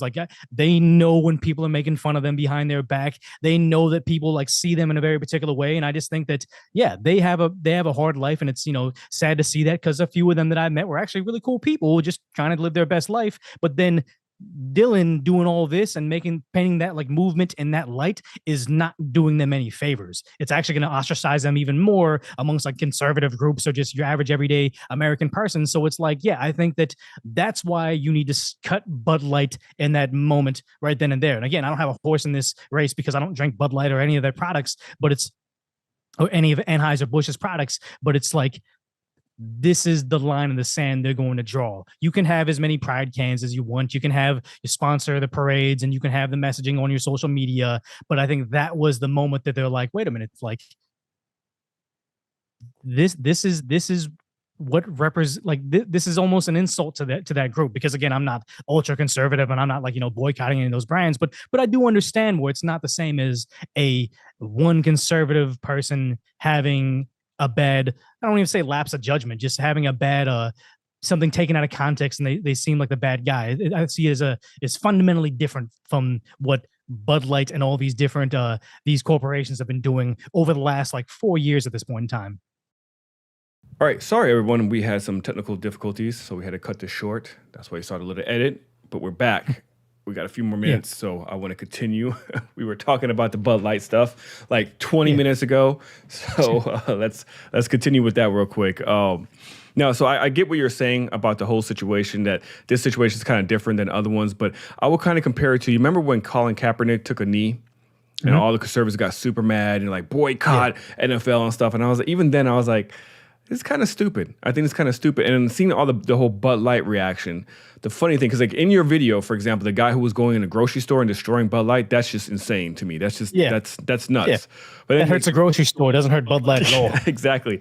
But like you seen like Kid Rock and other people like running over to Bud Lights. I'm like, I don't think Bud Light really cares, because you're still buying the beer. You're buying the beer. You're still giving them money. So you're really not doing anything besides just doing a video to show like you don't support them, but you already spent probably, I don't know, $60 on a case. But I think the thing, it's not the fact that, you know, when somebody was angry at LeBron James, so they burned the LeBron James jersey because he signed with the Miami Heat, it was a thing of not like, that's dumb because that's your $100 jersey, you're burning it, because you don't, it's not CPG, like consumer packaged goods, like you don't turn around and buy Kaepernick's jersey, LeBron's jersey, every single time you have friends come over. And the thing is, though, is so if he gets rid of his Bud Light one time, that means Kid Rock, like how much Bud Light did he have on hand? Like 236 packs that he was destroying. How frequently does he purchase it again? Because Bud Light doesn't go on the model if you buy it one time and then you have it. They're expecting you on being a loyal customer. So if you have somebody that is an influential figure like Kid Rock that says, I'm so angry at this brand, it's now cool to not like Bud Light, and now you feel like you're doing something. You're Robin Hood. You're out there sticking it to Citadel with your day trading or whatever. You're actually a part of a movement. Now you feel good about not drinking Bud Light because it didn't stop at Kid Rock. Kid Rock turned around and did that, and then I'm forgetting the guys, the two country stores that did it right after, but you now had two country stores. One of them has a song about I wish grandpas never die, and he got rid of Bud Light in the fridge and said Coors Light, and you have, what is it, tens of thousands of people in the audience cheering it on when he does it, and then you have the other guy getting a Bud Light thrown at him, throws it on the ground, cheers and cheers, and then someone throws him a Coors, and he throws it to his drummer, and he drinks it.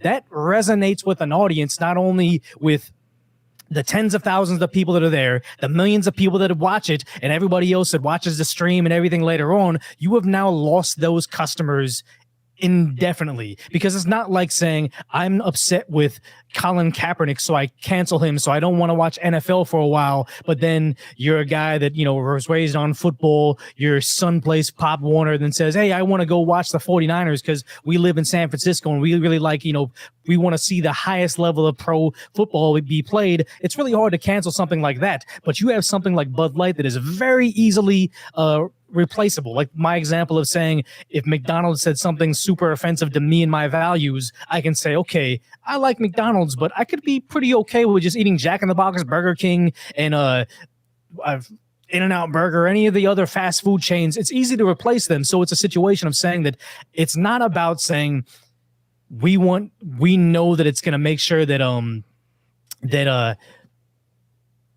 Dylan Mulvaney never gets an ad spot again. It's saying that you can't bring this into our community because we're finally being able to take a stand because we can. We know you're exposed in this one scenario. We know you're very vulnerable, and now everybody's jumping on it. And just like how the woke movement has a thing where not only do they shout down J.K. Rowling because she's not doing the right thing, they feel good about it. They feel part of a team where now they say, oh, this is when we have the power to finally say no, because they probably always individually wanted to say no to watching pro sports, no to watching Marvel movies, no to watching I guess no to sending the kid to public school because they have such a woke ideology crammed inside of it. It's like those things they just almost have to accept, but finally they can speak out on it. So, I mean, whether or not I think the conservatives should or should not be doing it, it's not the same, like, cut and dry. This is going to be unsuccessful like it was canceling pro sports. So this is going to be unsuccessful like saying, I'm going to not watch Netflix movies anymore because they did something that I don't agree with. This is something that I think that is very clearly showing up on their earnings, even if the stock market is speculating a different way, as we've seen in ever since the lockdowns have happened. Wall Street has pretty much gotten it wrong almost at every turn. Like, who's that guy that always says like sell, or bear market, bull market? Who's that guy? Oh, the guy. You're talking about. Oh, why am I going blank right now? I should have. Michael Burry. Not Michael Burry. Not Michael Burry. It's the guy that has a TV show. Oh, and he's Kramer. Holding, Jim Cramer. Jim Cramer is like, they call it like inverse Cramer. Yeah. If he says something, the opposite's going to happen in the market. The experts have been kind of wrong about a lot of different stuff, and it's almost like they're wrong about a lot of stuff, but they're also like purposely wrong about a lot of stuff too. So I just kind of think that even though the stock market might not necessarily reflect Anheuser-Busch's actual performance, it's gotta be showing up on the other end, because I mean, they had their weird apology where they try to say we try not to be in the discussion of division, and then they went out there and like hurried up and did the advertisement of, like, you know, cowboys and a horse running around everywhere. I did see that. Yeah, I noticed that. It's the ultimate level of pandering, which goes to show they're so detached from their actual core their audience. actual consumer. Like, I feel like it's the same thing when you have a rapper that becomes too big, but not a rapper, a comedian. They start out, they're very relatable, they have a blue collar job, they talk about the common everyday, every man struggles. Then they get rich, they do stadiums, they drive Maseratis, and they have beautiful women clamoring over them all the time. They try to write material, and they just don't identify with their audience anymore. That's what Budweiser is right now. I feel like he was just calling out Kevin Hart. Not Kevin Hart. I'm calling out what's his name? What's his name? I feel like Dane Cook. Oh yeah, that was a long time ago. Yeah. But yeah, Dane Cook had such a huge, like, I don't even really watch Kevin Hart stand up. I like TV and movie I see him in every now and then. But like Dane Cook started, I remember how hot he was when he first came out. And he did Arena, and then it was kind of like he was done after that. And then the weird stuff he did after, actually not necessarily a Dane Cook. I think it was Louis C.K. I think they talk about how he was this kind of like, he had this TV show where he's kind of a loser, and then he becomes too big or whatever. And it's just like, it's happened with him, Dane Cook. There's another guy, he got in like all those controversies. I forget what his name was, but he had long hair. Louis C.K., I mean, he was still on top. The reason why he fell off is because he was masturbating in front of people.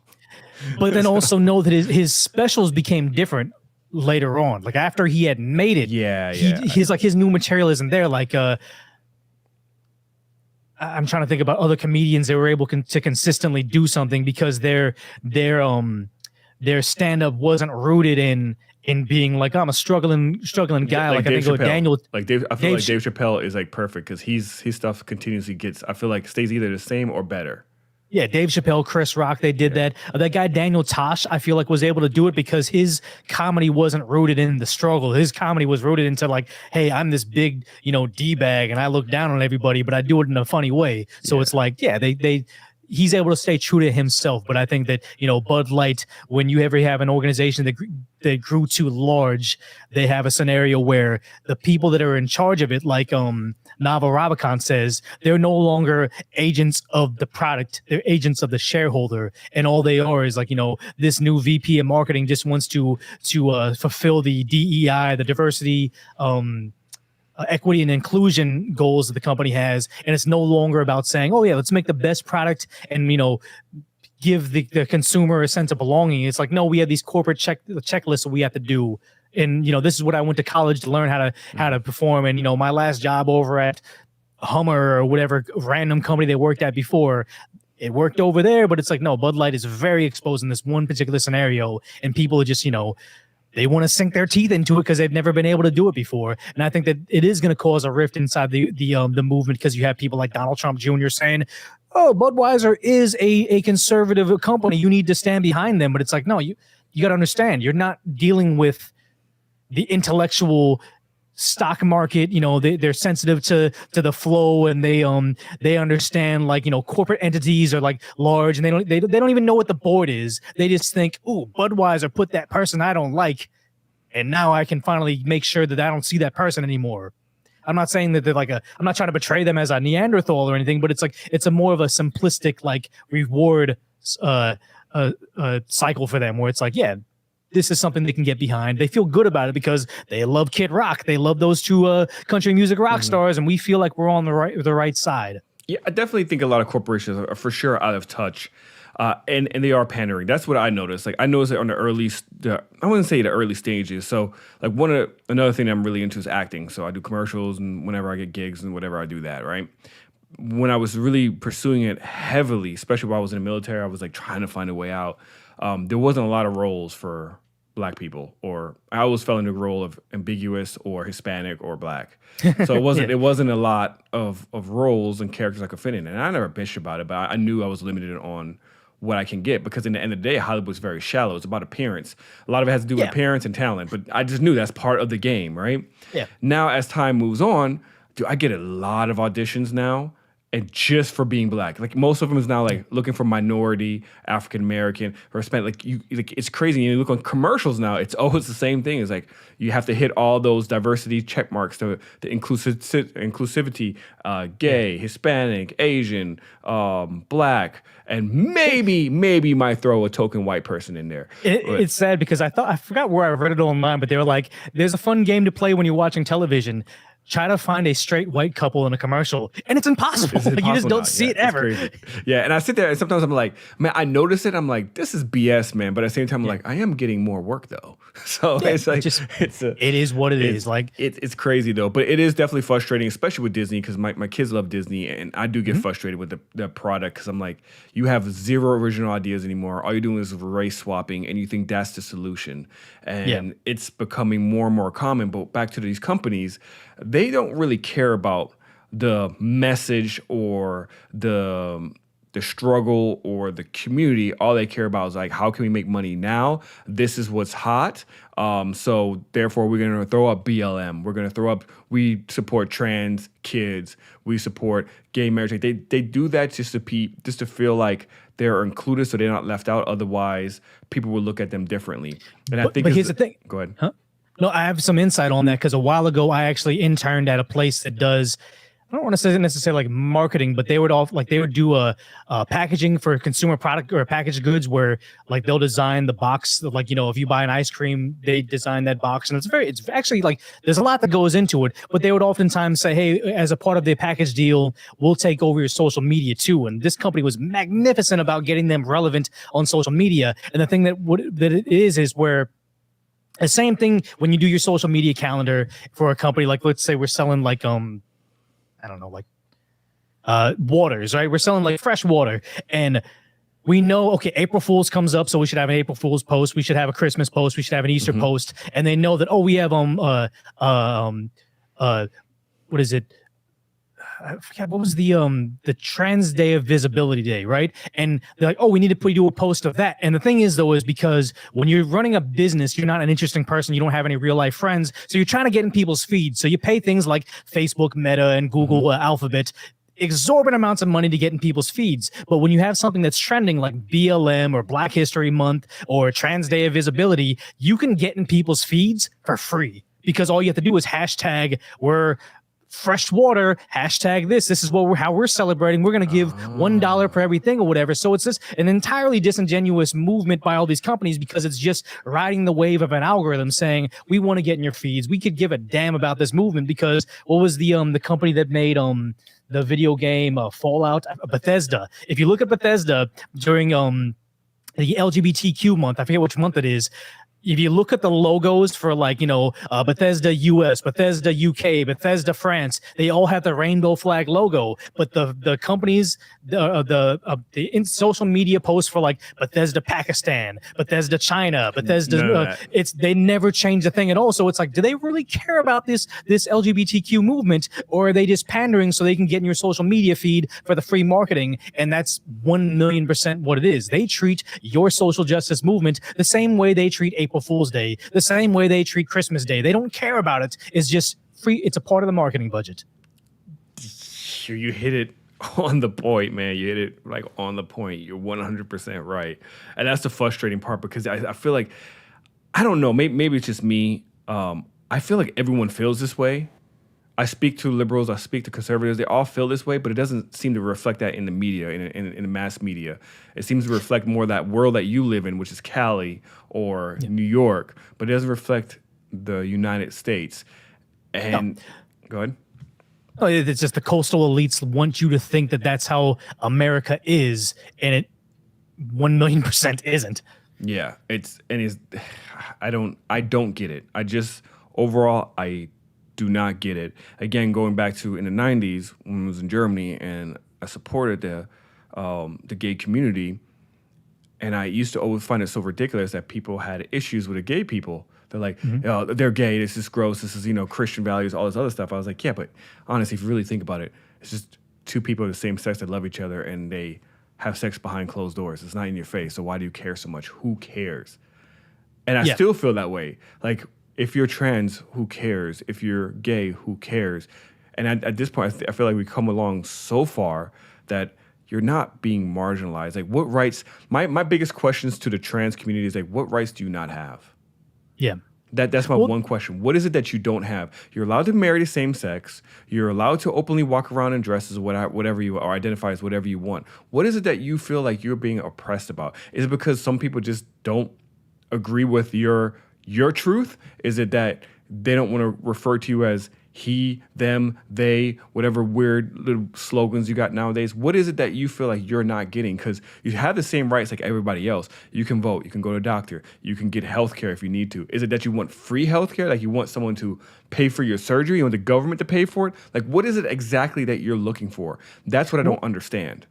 I think that this is like two separate things happening at the same time with this one movement where one, it's not just this one group, it's this entire generation where they think that if you don't, like everything that I agree with or everything I don't agree with needs to be outlawed, and everything I agree with needs to be subsidized by the government. And it's not exclusively like the transgender movement. It's everybody in that pocket of people that were told that they have a safe space or they deserve to be heard or they participation trophy. Like it's the whole generation that says you were never wrong. If someone's not validating your every moment of existence, they're a bad person. They're a bigot. It's like, no, I don't have to like you. I just have to be able to say, live and let live. We can live parallel lives. But now it's become beyond that, saying, no, you need to accept every single facet of what I do or else you're the bad person. And they've got accustomed to that because they were coddled in either their fringe minority on social media or in the very politically correct public school system that they are raised in. They've been programmed that that's what they should expect. And all of a sudden, when they get out of their liberal arts college and see the real world for what it is, where people are psycho and people are mean, they suddenly collapse. And it's that on top of the idea that we have a political establishment right now that constantly tells them, you're under attack. You guys are brave because you fight back. They're after you. Everybody's after you. Ooh, MAGA's after you. Donald Trump's after you. It's like, mind you, people oftentimes forget Donald Trump was the only president that got elected in office that was pro-gay marriage before he got into office. And it's a situation of they wouldn't even know an inkling of that idea because they've been so programmed that, oh, he's after you. He's out to get you. Once he gets back in office, he's going to make sure that you guys aren't even identified on government documents. Like they really, really make them look like they're under attack. So it's like the perfect storm of saying, you've never experienced real adversity in your life. You've been raised in the excess of a very strong economy built by very, for lack of a better word, hardworking blue-collar men. And then you combine that with saying, by the way, the people that gave you such prosperity that the worst issue you had was being called the wrong title, well, they're also out to get you and they're going to end you if they can. So you better make sure you fight back. Like it's both of that on top of each other, which is just, it's sad because like you said, you were raised on saying you support the LGBTQ community because it's just live and let live. Like they're just individuals living their lives to the best of their ability. Like there's nothing wrong with that, but it's by design to try to say, let's celebrate the fringes, the most extreme portion of that movement and make you see, wow, they're wild and wacky and doing crazy things and trying to, dance in front of kids in public school libraries. We need to villainize them the same way they take the most you got to say somebody like George Floyd. For some reason, they wanted to make him into like he was going to be a future astronaut or he was going to be the future doctor or lawyer. Like he was someone we should all aspire to be more like. So when you see that and you say, let's celebrate somebody like Dylan, and it's a bad analogy, but it's like if you say, let's celebrate somebody like Dylan and celebrate somebody like George Floyd, it becomes a scenario of saying you are trying to make probably one of the worst representatives of your group to be the hero that everybody knows your movement or your group or your subset of people as. And it's almost, they do it on purpose so people have an easier time going to war with him, disliking them. Like I see it in my comments all the time where it's like either bots or people that are just lost, where they just think, oh, I saw a couple people of that group doing something bad, so now I label everybody of that group as bad. That's not how the real world is, but I think that that's just, it's there to create conflict. It's there to create division. It's there to make it so it's like, oh yeah, the regular people wouldn't know that you could just have a regular conversation with somebody from the other side of the political spectrum because they've been so programmed in the mainstream media that we all despise each other. We all hate each other. I'm gonna do what the liberals do when they agree with you. Oh my God. I thought that was just a jazzy cat thing or whatever, but I didn't know that they said that the clapping is too loud and it reminds them of gunfire, so they don't want to trigger anybody. Yes, and I'm like, yes. Good. That's how coddled you guys are. Yes. Dude, my son was in a debate. He had a debate. He does debate, right? And they had like a debate competition. And when they were calling out people's what place they ranked at, every person that came up, I was confused because I was about to clap. I was clapping. Yeah. Everyone's like, I'm like, what's going on here? And it's like, because of the loud noise, you do this. God. I'm like, oh my God, this country's gotten so soft. But I'm also the same parent that my middle son was in Little League baseball. And I was gone most of the time because of military duty or whatever. So the one time I was able to be there, they needed parents to volunteer to be at different bases to call, out or whatever. Yeah. So kid hits the ball, one's just walking to second base. He gets out. He's still walking to second base. And I'm like, you're out. You're out. You're out. And everyone's just looking at me. My wife's in the background. She's like shaking her head. I'm like, what? I was like, he's out. It's like, we don't do outs and we don't count points. I was like, is it T-ball or is it beyond maybe it was T-ball? T-ball. I'm sorry. He was young. He was like 5. So that's T-ball, right? Little League? Yeah, T-ball is when they can't hit the ball, they put it on the little stick so they can hit it. So yeah, I kind of get that. I did. I was like, what do you mean they're not keeping score? What do you mean he can't get out? The kid literally walked. He's not even trying. He's out. Yeah. And they're like, no, sorry. But even to this day, like, I don't like participation trophies. And they still do this. Like on almost every single sports that my kid is in, there's participation trophies. And I've always been adamantly against it because I feel like it builds character when you try to aspire to be number one. It's just like you work harder. And if you don't make it, it's okay that you didn't make it. The world is not over. You just try again next time because we're creating a society. Everything you just said. And that's why, honestly, I think there's so many mass shooters that are kids who just like, they grow up in this coddled world where their own truth, where everyone lives in their truth, and they have no struggles whatsoever because at the end of the day, in America, even the poorest of poor is better off than the majority of the rest of the world. And now something doesn't work out in their favor, whether it's their identity or they got fired or they're upset or they had a breakup, and they're like, you know what, my world sucks, so I'm going to let it out on other people. I'm going to grab this gun and I'm going to cause freaking havoc on people. Yeah. And then the worst part was the last one with the trans shooter, which I was confused if was it a boy, was it a girl? I don't know. Apparently it was a girl. In real life, right? It was a girl. It was the very first girl active shooter that shot up school and kids. And the fact that the liberal side is trying to come up with excuses on why this person did that is absolutely horrific and disgusting. Because had that been anyone else, had it been some white boy who happens to support Trump or happens to live in the Midwest, it's that toxic masculinity MAGA guy. So, and it's gross. I hate what the media is doing in this country. They're causing this massive divisiveness between everybody, and nobody wants to be heard anymore. And that's the reason why a lot of people say, like, oh, you're just a Republican. When I speak to liberals, they think I'm a Republican. When I speak to Republicans, they think I'm a liberal. So it's just that I'm in the middle ground. There's two sides to everything. And nobody wants to have that discussion anymore. Everyone's just like, I'm right no matter what. I don't want to listen to anything else. End the story. But people don't know how to lose anymore. Participation trophy took away the sting of defeat and the drive to become better and saying, oh my God, like if I don't want to feel this terrible feeling of defeat where I worked hard and I still didn't make it, let me better myself to get over that hump. It just became, but you're special in your own way. You didn't win, but you tried hard. And that's what was important. It's like, no, that's nonsense, because when it really comes down to it, in the real world, getting a job, building a better product, or even like a global conflict with another country, there are no participation trophies in that situation, and we are just totally ill-equipped to say, I'm not good enough. I need to work on myself. I came up short. That's what is causing a lot of these issues right now. I don't know if it's like, causing the most extreme of it where they take out their frustration on a innocent school, but there's definitely something going on with the way that we coddle people, that they need a safe space, or even our military now. Have you heard about that? Getting I still work for them, stress yes. card? Yes, that started a couple of years ago. When I went through boot camp, it wasn't like that, right? So there weren't a lot of hit you, but they were still a lot of curse at you, and they found a way around hitting you. They would just take the hats they wear, right? Their TI hats. It's really hard. The rim is extremely hard, so they can't physically touch you. So they just get close up to you and hit you with the hat. So that's what they do. They hit you in the face or in your mouth or whatever. So they got away with it. Now there's, like you said, there's timeout cards and shit. And now we have to keep going through this training, like sensitivity training and stuff. I'm like, what is going on? Like, what are we creating here? Like, this is insane. So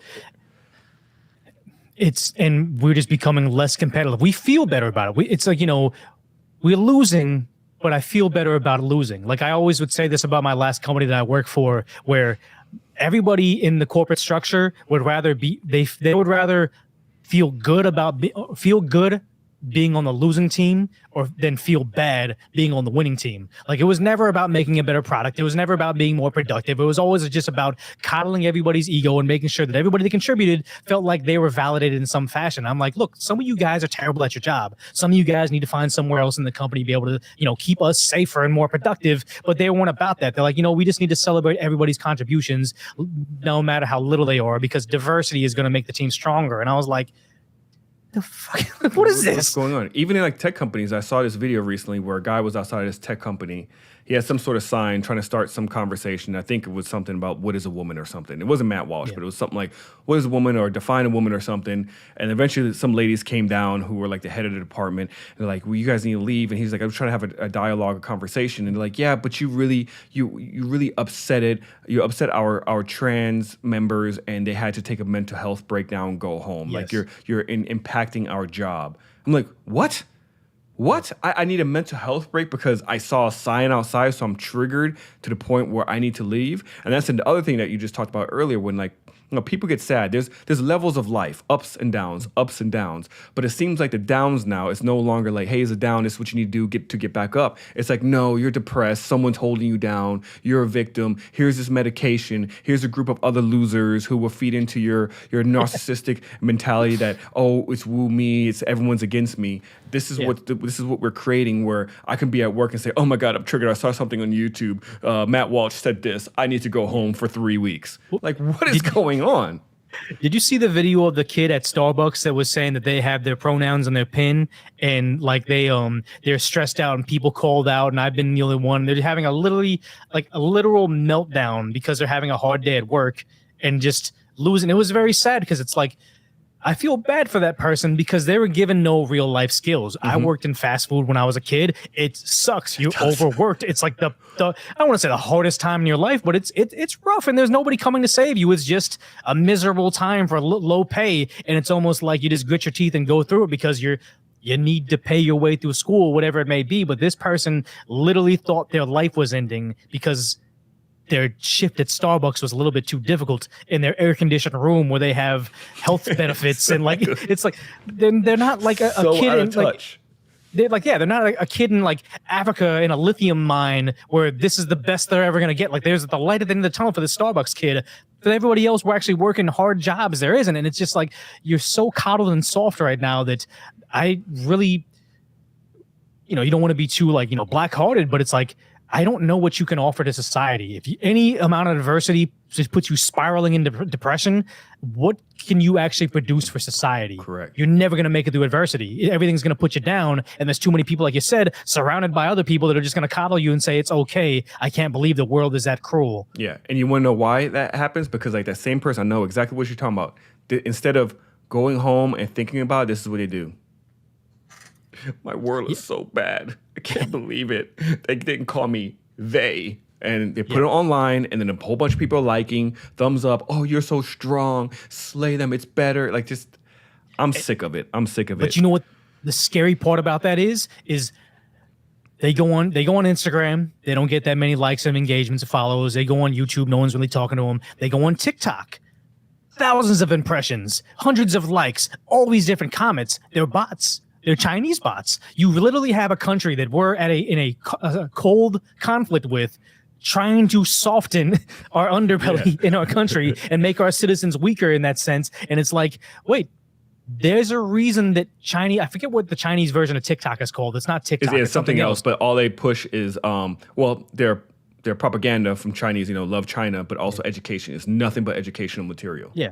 Oh, it's like, respecting your elders, working hard on a craft, masculinity. And they turn around and say, everything that we think is going to weaken our country, we're going to exasperate in their country. And it's almost like, you guys realize that it's not because the TikTok algorithm is superior to Instagram, because do that thing where it's like, you make your account on TikTok from a non-paid account to a paid account, and watch how much your impressions fall off, because they're not going to pay you for bot views. They turn off your bot views. The only reason they had the bot views and they let it run so rampant is because they know that they get that dopamine hit from saying, oh my God, there's so many people that agree with me. All these people thumbs upping and saying Slay Queen on here, even though it's a bot. You're like, wow, I'm more famous on TikTok. I'm going to spend more time on TikTok, and gives them more money. So it's just almost like this is the AI taking over, where they say, oh yeah, we know how to make them almost devour themselves, and they're too dumb to figure it out. And then you have celebrities on top of that, which you already know have this influence, and people who are fans of these individuals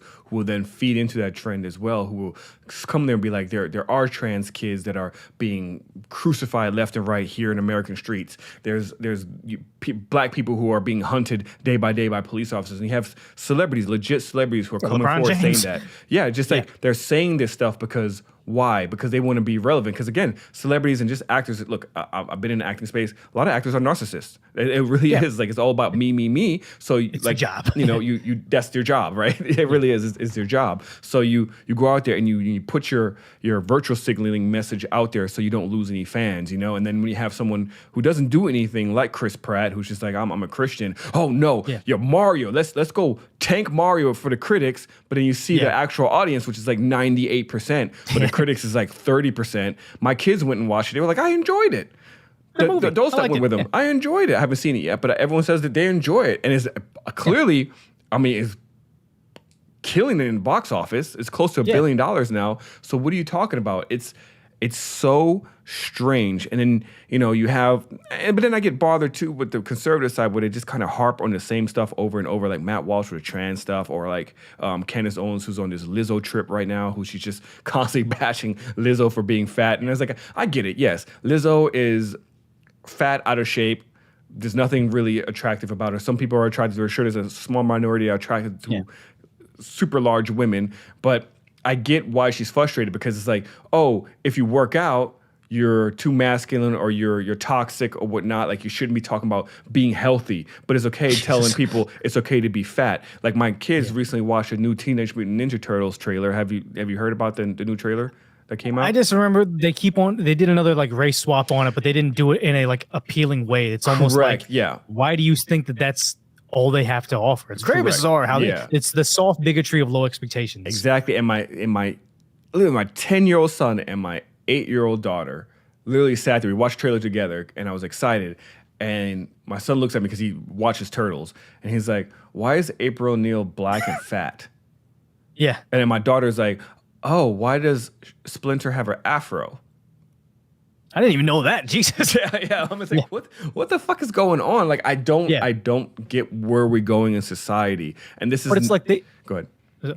They think so little of that community, thinking, oh, all we have to do is give him an afro, and then we get your ticket. You're gonna buy our, watch our things. Like, that's all we have to do. To me, that is racist. Yeah. So, and it's the thing of saying they always expose themselves when they stand up for a movement of when you say a negative quality, because they've deduced that person, that group, to that negative quality. When they say like, oh yeah, you know, I think that there's a lot of groomers that try to hide within the trans movement, and they try to, like, you know, violate some people, and they do it under the guise of that, and they say, you know, we should get rid of groomers. It's like, oh, what do you have issues against the LGBTQ community? I'm like, I don't have issues with that. I have issues with the groomers, but you're grouping them all together. Or if I do a video and I'm like, hey, look, here's a criminal doing a bad thing, and someone says, oh, you must hate black people, and I'm like, I didn't post a video of a guy doing his taxes or somebody sitting at home playing video games. I did the one of a guy shoving a Asian woman into the concrete floor and paralyzing her. If you think that that represents all black people, I feel like you're exposing yourself, because you have that idea that that's representative of all of them. And it's just like, with these different woke movements, they keep on trying to say, like, oh, they're so simple-minded. All we have to do is just put some weird level of inclusion, like that. What was the Scooby-Doo remake? Velma, yeah. It was like portraying them all in negative lights, and just thought that, oh, as long as they feel represented on the television, they're gonna watch it. Like it's pandering, but in almost an offensive way. Yeah, but apparently it's worked, because Velma got a season 2. Well, that's the thing, is Netflix is losing money month over month, quarter over quarter. They're cutting all these employees. Their subscriber base is imploding, and they keep on doubling down on that, because they're so detached. Like with what's the movie awards, the Grammys, the Oscars, I forget which one it is, but they did the award show and they snubbed Top Gun, and it's like, Top Gun was the greatest movie in box office, like, for however long, and it's especially notable because that movie was made, I believe, during the pandemic, filmed before it, right? I thought it was before and during, I think. Oh, they might have done some reshoots, but just the idea that this is like not even a relevant movie anymore. It's super far behind, and it's still killing everything that they were doing recently. And the limousine liberal coastal elites would like you to think that that movie doesn't exist. Don't acknowledge this thing that's smashing all our, our wokeness and inclusion. We need to make sure that the winner of the Oscars or something, or the Grammy, whatever. The winner of that was the most inclusive, had all the different check boxes of all the different races and sexualities in it. Like, they want you to think that's winning, but it's kind of hard for them to exist when they can't paint the narrative entirely themselves. That's why places like Rotten Tomatoes, they're struggling to try to control the narrative over there, because it's blatant. It's very apparent that they're not winning. Yeah. I don't know, man. This country is going in really weird direction, man. But I think it's my bad. No, I was gonna say, like, I do have an issue, though. Sometimes I feel like I'm always talking about bashing conservatives today. I'm not, but I kind of want. What it is, yeah. I want I want like a fair level of conversation sometimes, and I wish some conservatives, for example, especially with the trans stuff and with the groomers that you're talking about, because it is they within that community, there's a lot of people who were infiltrated just to try to, have sex with kids or rape women or whatnot, right? Oh, no. I 100% know a dude. He was a transient. I've seen him around, and he was just a guy. He's just a guy. And then suddenly he started to like to hang out in women's restrooms and try to hide in there overnight and everything. And it was just like, oh, he's identifying as a woman now. But I'm like, no, I've seen him. He's like a homeless guy. He's a weirdo. He tries to talk to kids all the time and goes in the woman's restroom. I was like, he's a predator. He's just using that to try to say, as like a shield, saying, oh, if you make it so I can't prey on kids, you're a bad person. And I'm like, no, I don't believe. You're not getting that past me. I'm not so weak-willed where you can use, like, the word bigot, like a Harry Potter spell, and say, oh, if I call you this thing, you got to stop, because then you don't want to be called a mean word. It's like, no, I know what you're up to, but so many people are afraid to. They're going to tiptoe around it. Oh, I don't want to be called a bad person. I need to be understanding of his journey. And it's like, no, this guy's a terrible person and belongs in prison. But then they're trying to protect them, because now that he's claimed that thing, that entire establishment online is going to protect him and try to provide him with kids. It's disgusting, but that's the way things are right now. It's terrible. Yeah, you're absolutely right. I just wish that they would have also the conversation, that same energy that they have with that LGBTQ community with other areas as well that they support. For example, the churches, right? Like we all know Roman Catholics, they have they're notorious for a lot of their child molestation charges, Yes. what they were doing. In the military, there's a lot of, I think they said 1 in 4 women get sexually assaulted.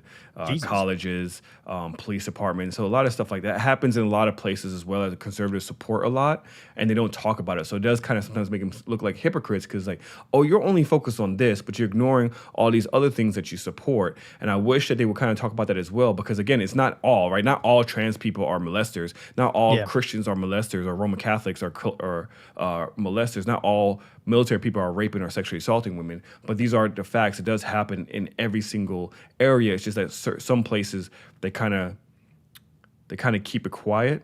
And I think it's because, like, child pageants. Yeah, those are horrendous. You need to get rid of them. Yeah. But I can never go into a room of people and say, hey, we need to end child pageantry. It's disgusting. Nobody says, what, are you against the people that... No, nobody stands up, defends it. If you say child pageantry should be banned on Reddit, hyper woke left Reddit, they're going to agree with you. And the idea that no one's trying to force your kid to go to the child pageantry, it's just like, the crazy, bizarre moms that are into it. The idea that it's because this specific movement constantly gets shoved in their face. It gets plastered on their beer cans. It gets, they block down streets to, celebrate it and then say, oh yeah, your school is now going to have a curriculum that explains to your kids why these drag shows are okay and it's inclusive. You don't see the same thing with, the military and their exorbitant amounts of assault that happens in their ranks, or the police departments, or in no one's pushing it on them and no one's demanding that they accept it. Everybody has a uniform level of saying, okay, it's bad, we should stop it. I think the reason that conservatives, or just like, outspoken conservatives like, Daily Wire, come down on it so heavily is because they're told to shut up so often. And that's what makes it kind of bizarre, because it's not just like, pageant or kid beauty pageant goers that are supporting it. I mean, I'm sorry, with the kid beauty pageants, it's just those people that are in that little subset of humanity, that niche that support it, and nobody else really stands up for them because they all say, hey, yeah, we probably should eliminate this. This is weird. Now you have regular moms and people that watch The View trying to stand up and say, kid drag brunch. Why don't you like that, you bigot? It's so innocent. Look at this one example we can pull up that it's okay. That's why they go so heavily on it, because it's such a heavy resistance to it. I think that conservatives are not conservatives, because you have Republicans, your Mitch McConnells and your Mike Pences or whatever. I would say your average middle of the road conservative now would be more in line with what used to be a libertarian in the 1990s, where they're kind of like, leave me alone. And they say, leave me alone until you get in their territory and you encroach on their family. And that's what we're starting to see with the whole like Dylan situation, where I don't think they would have spoke up against it if they just kind of kept to themselves. But no, now they demand an audience of your kids. And that's when they change it up. That's when they get aggressive. That's a good explanation. Yeah, you did a really good job with that explanation. You're absolutely right. It took me too long to say it, though. No, but you communicate way better than I do. So your thought process works a lot better. So we're going to wrap it up here soon, here in a second. Yeah. What's your thoughts, though, just like moving forward? We're coming into the election season soon. Did you believe that whole red wave was going to happen in the midterms? I did. I did too. I thought the red wave was going to happen, but then I think that just like what happened in Orange County, California, where if you go to Orange County and you interact with people, especially during the lockdowns, and like, it's sad to say, but it's like if you are wearing a mask outdoors, I kind of know your political leaning. It's very bizarre the way that, the media split us up like that. But you look at Orange County, it's a very conservative area, and yet they overwhelmingly vote liberal. And it's because I think of legal ballot harvesting. I think that the conservatives thought that we have the support of the general public, but they don't have the numbers of useful idiots and people that can actually just have their votes or their ballots be harvested out of retirement homes and apartment complexes. So I think in the coming election, if the Republicans are serious about it, which I think that Donald Trump kind of is if they start to do the largest ballot harvesting operation that the country has ever seen, then they're going to have a red wave. Then they're actually going to see changes, because ballot harvesting, I don't think, is the way we should be running elections. And universal mail-in voting doesn't seem to be a genuine way of deciding who should be the president of the United States of America. But as long as that's something that's a legal means of selecting our president, the Republicans need to do it. Every single gas station, every single church, every single factory, like any place that just has people working blue collar work, that needs to have a ballot drop off box, and do it in a legal way. But just the idea, do it in a legal way, but just the idea that I think there is a larger conservative movement than people know about. Not even conservative movement, just a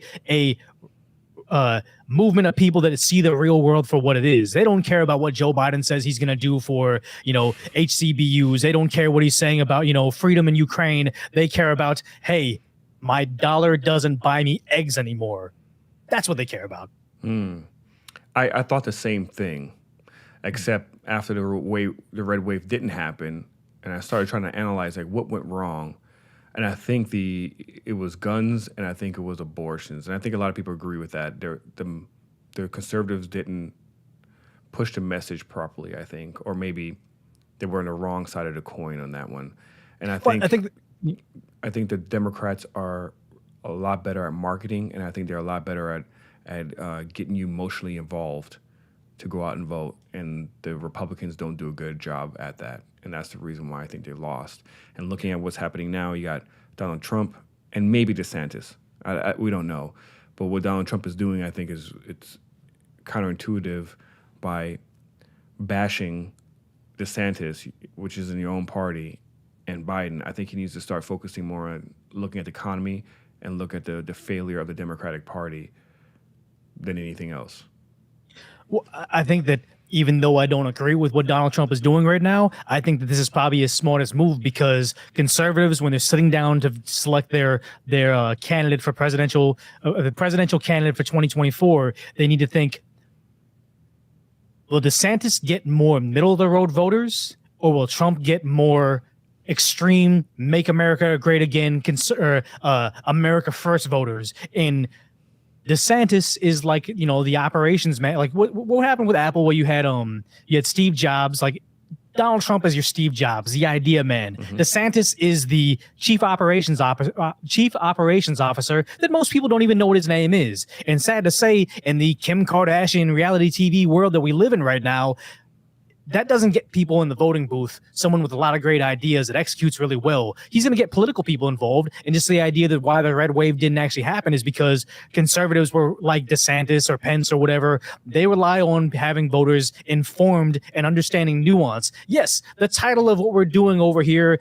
seems bad, but when you look into it, it's actually in your best interest. What the Democrats rely on is something like dumbing down a movement to something like Black Lives Matter. Everybody agrees with Black Lives Matter. Not a lot of people believe in cultural Marxism and destroying the nuclear family, but that's hidden inside there. But people don't go beyond the headline. They think BLM, let me donate to them. I'm going to be in with all my friends. If I put the shirt on, I'm going to get high fives wherever I go in Los Angeles. It's just, they had a better messaging, like you said, but it's just, they're relying on two different things. So it's Biden, the catchy slogans and everything that works. DeSantis doesn't counteract that. I think Donald Trump attacking DeSantis and calling him DeSanctimonious and being very flamboyant and in your face with it, and being orange man bad and like saying I'm going to go after everybody, that's going to be what counteracts and gets people in the voting booth and actually excites people about stuff. And I think that, sad to say, Donald Trump doesn't need to be afraid of a Joe Biden during the election season. He needs to be afraid of a Ron DeSantis. It's almost like, I don't know if you follow basketball at all, but in the NBA back in like the 90s, the 90s, early 2000s, whoever won the Western Conference was probably going to win the NBA title because the Eastern Conference was so weak. I think that's what they're looking at right now, is whoever comes out of the GOP is going to win it if they do the proper amount of ballot harvesting, because that's just the only handicap that they've been operating during the midterms or during all the murky circumstances when, you can't talk about it too much, but when all of a sudden you stop counting ballots and then all of a sudden you get a really big dump of a certain political party votes, and then you resume counting again, they need to counteract that. I agree. But they're not proactive enough. And that's an interesting take, too, especially about DeSantis, because so I live in Florida. I like DeSantis. I didn't vote for him initially. I voted for Andrew Gillum. Didn't work out. The second time around, I did vote for DeSantis. And he was actually very liked amongst Republicans and Democrats here in Florida.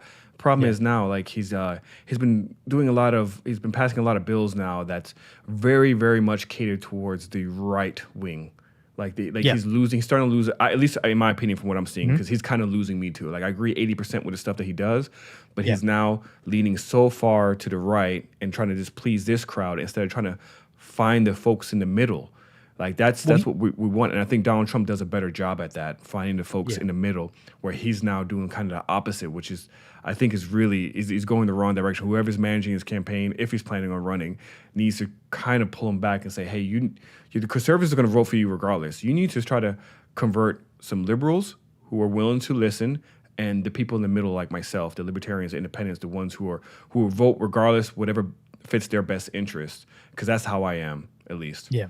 Well, I think that at the end of the day, if it comes down to either Kamala, Biden, or Gavin Newsom, you're gonna, no matter what DeSantis does, very conservative, like hyper aggressive for the Republicans in the next 2 years, it's not gonna make you say, you know what, DeSantis, I like 60% of what you did, but then you know what, I think Kamala Harris is a better candidate for president. I'd rather her have the nuclear football. It's simply not going to happen. So I think that he needs to cover his base on the more, make America great again, hyper right-wing conservatives. And he's running for president. Like, he's on a book tour right now.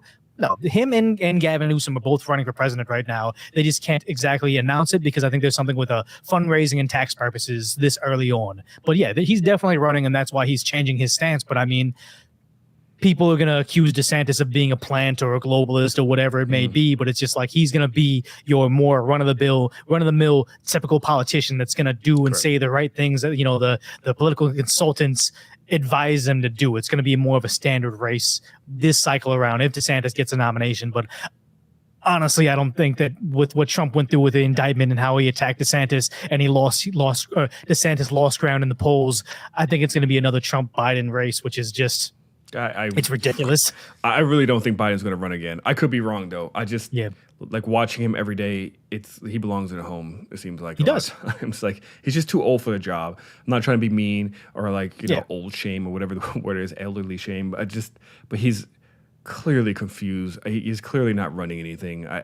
There's nothing good about him being in office right now, unfortunately. The only thing you know about Biden is nobody in his family truly loves him. Because if they did, they'd be like, no, we got to stop doing this. Like, the guy, John Fetterman, and what is he, senator from Virginia? Like, he's worse than Biden, but apparently it's vote blue no matter who. That's how much of a stranglehold they have on their base, which kind of leads me into believing that a lot of their base is just ballot harvested. Yeah, and I gave up. Because, go ahead. Yeah, that's why I think that they have such a stranglehold on it, because if they're able to get people like Fetterman, Biden, and the actual dead Democrat that was running for office in office and voted through, it's not actual like people. Yeah, because the Democratic Party definitely lost me in the last election when I felt like they had two good candidates. Again, I liked Andrew Yang and I liked Tulsi Gabbard. Yes. Like those two, I felt were the strongest candidates, especially Tulsi Gabbard. She fit all the categories of what you needed for the Democratic Party. Female, check. Yeah. Minority, check. Served in the military, check. Yeah, but then she wasn't gay. I guess that didn't fit. Well, I think that the Democrats really wanted Kamala Harris, and then you had Tulsi and nuke her from orbit. Yes, and then it was like, oh yeah, that's done now. But the idea that she wasn't. They couldn't control her like they can control Kamala. And she was against war. And they didn't like that. Yeah, and she was against and that's what, war. Yeah. And this is the most ridiculous thing. Like what you said, I don't recognize the Democrat Party earlier in the call, where it's like, when did the Democrats become the warmongers? Because Donald Trump wasn't a warmonger, and he was like the biggest spooky conservative they have on the roster. And it's almost like, I've never seen anybody push war so hard and try to make you feel good about funding actual Nazis and civilians losing their lives as if this was some sort of good thing on our behalf. 100%. And before anybody comments in here, what he said about Trump is true. I worked under Bush, Obama, Trump, and Biden. Trump was the least warmongering politician or president that we were sitting. He was actually trying to decrease the amount of tension that we were having with all these other countries. That's the reason why he was meeting with Putin and Xi Jinping and the North Korean, I don't know what is it, Kim Jong-un. There's a reason why he was meeting with them. It's so crazy because it's like living in Los Angeles, they have Glendale, and there's a big Armenian population, and you would think that a lot of them would be more plugged into what's happening back home, but I always forget, I can't pronounce the name correctly. You probably know. It's Armenia. It's at war with Azerbaijan. I forget. Yeah, I'm not tracking that one. But it's the Trump administration when he was in office, and I think it was even during the election, they went over there and brokered a peace deal between the two of them. Now it looks like they're about to go into a hot war right now. And it's almost like, shouldn't you guys understand that Trump was actually a net positive for all your relatives back at home? But you're so programmed to hate him that it's just like, yeah, I'm willing to allow my relatives to get shelled day and night because Orange Man bad. Like, that's how ridiculous this has become, because there's so low information about things that they don't understand that, yes, there's nuance to it. But I mean, like you said, under Donald Trump, how many new wars did we get involved in? And that's a first presidency in how many decades? Yep. It's ridiculous. Yep. So if there's a chance that there's a good Democratic candidate that will pop out of nowhere, and you like what he's talking about, would you vote for him? Yeah, if they were doing good things and they had a good message and they were anti, you know what, I'm okay with any candidate that would be anti-establishment, saying, I don't like what what Kamala Harris is doing. I don't like what all these extreme Democrat governors are doing, and all, like, you know, they would just stamp their foot down and say, no more. Let's, like, you know, put America first. But the sad thing is, it's never going to happen, because we've seen them shut it down. What would this be, the third election consecutive where you had Bernie Sanders, which was the guy that was going to be the person that was for, I think Bernie Sanders is terrible, but he was what the American people wanted. Yes. And they figured out a way to make it so it was going to be Hillary. Mm-hmm. And then it was going to be Tulsi, or it was going to be not Andrew Yang. I don't think actually Andrew Yang had enough steam, but just the idea that they did the utmost. They changed all the rules of the debates to try to specifically omit them, whether it be for how much of a percentage of a vote they have or how much of a fundraising platform they have. They figured out a way to exclude them. So it's like, yeah, hypothetically, if the Democrats ran a America First candidate, would they have my vote? Possibly, but they're absolutely never going to let that happen. And it's just this sad reality we live in. The idea that the Republicans ran Trump because I don't think that anybody realistically thought that he was going to get the nomination. Yeah, no, that's the only reason they let him do that. Yeah, he was a sideshow. He definitely was. Honestly, I also think that he didn't think he was going to win. I think he was just doing it to build up his brand, and then it was oh shit, I won. Let's do this. So yeah, he didn't want to be chief of operations for the USA. He wanted to do rallies and have people fundraise for him. That was what he liked, because I know that a lot of people seem to love Donald Trump, but you got to realize, when he was hopeless of winning the election, like it was already signed, sealed, and delivered, he wasn't there. He was still fundraising millions of dollars on the idea that he was going to overthrow it. And it's like, you don't realize that he's just taking advantage of your blind faith at this point in time. Like, he's not doing anything with it. And all those people that got locked up on the 6th, he left them there. Like, it's at some point in time, you got to realize, oh yeah, he's this at its core is a businessman. And that's not necessarily like what you need at sometimes. And that's why I feel like a lot of people think that DeSantis would be a better president, but being a better candidate is an entirely different thing. Yeah, it's always about business at the end of the day anyways. Yeah. So, but shoot. Listen, Decoy Voice, thank you for sitting down. We spoke for almost 2 hours, maybe 2.5 hours once I put all the videos together. Because we had technical difficulties. Zoom, get your shit together. It is what it is. So they're never going to sponsor this video. So anyways, tell people where they can find you.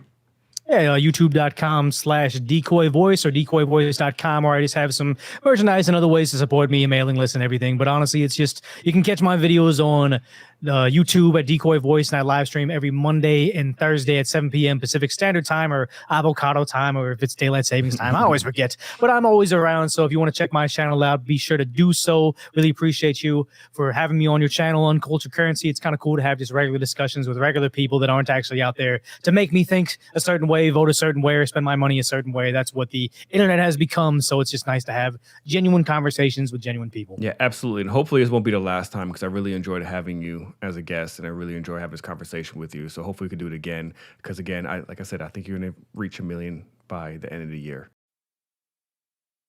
Oh, you're still here. Awesome. Thank you for watching and tuning in. As you can see, Decoy Voice is a pretty cool dude, man. I gotta say, and he's helped me out on this channel as well. He's gave me some recommendation on how to speed up my editing process and everything else. So again, make sure you guys go over there and check him out. I'm sure you know who he is. He's got 1 million subscribers. So thank you for watching my channel. Hopefully you enjoy my content as well.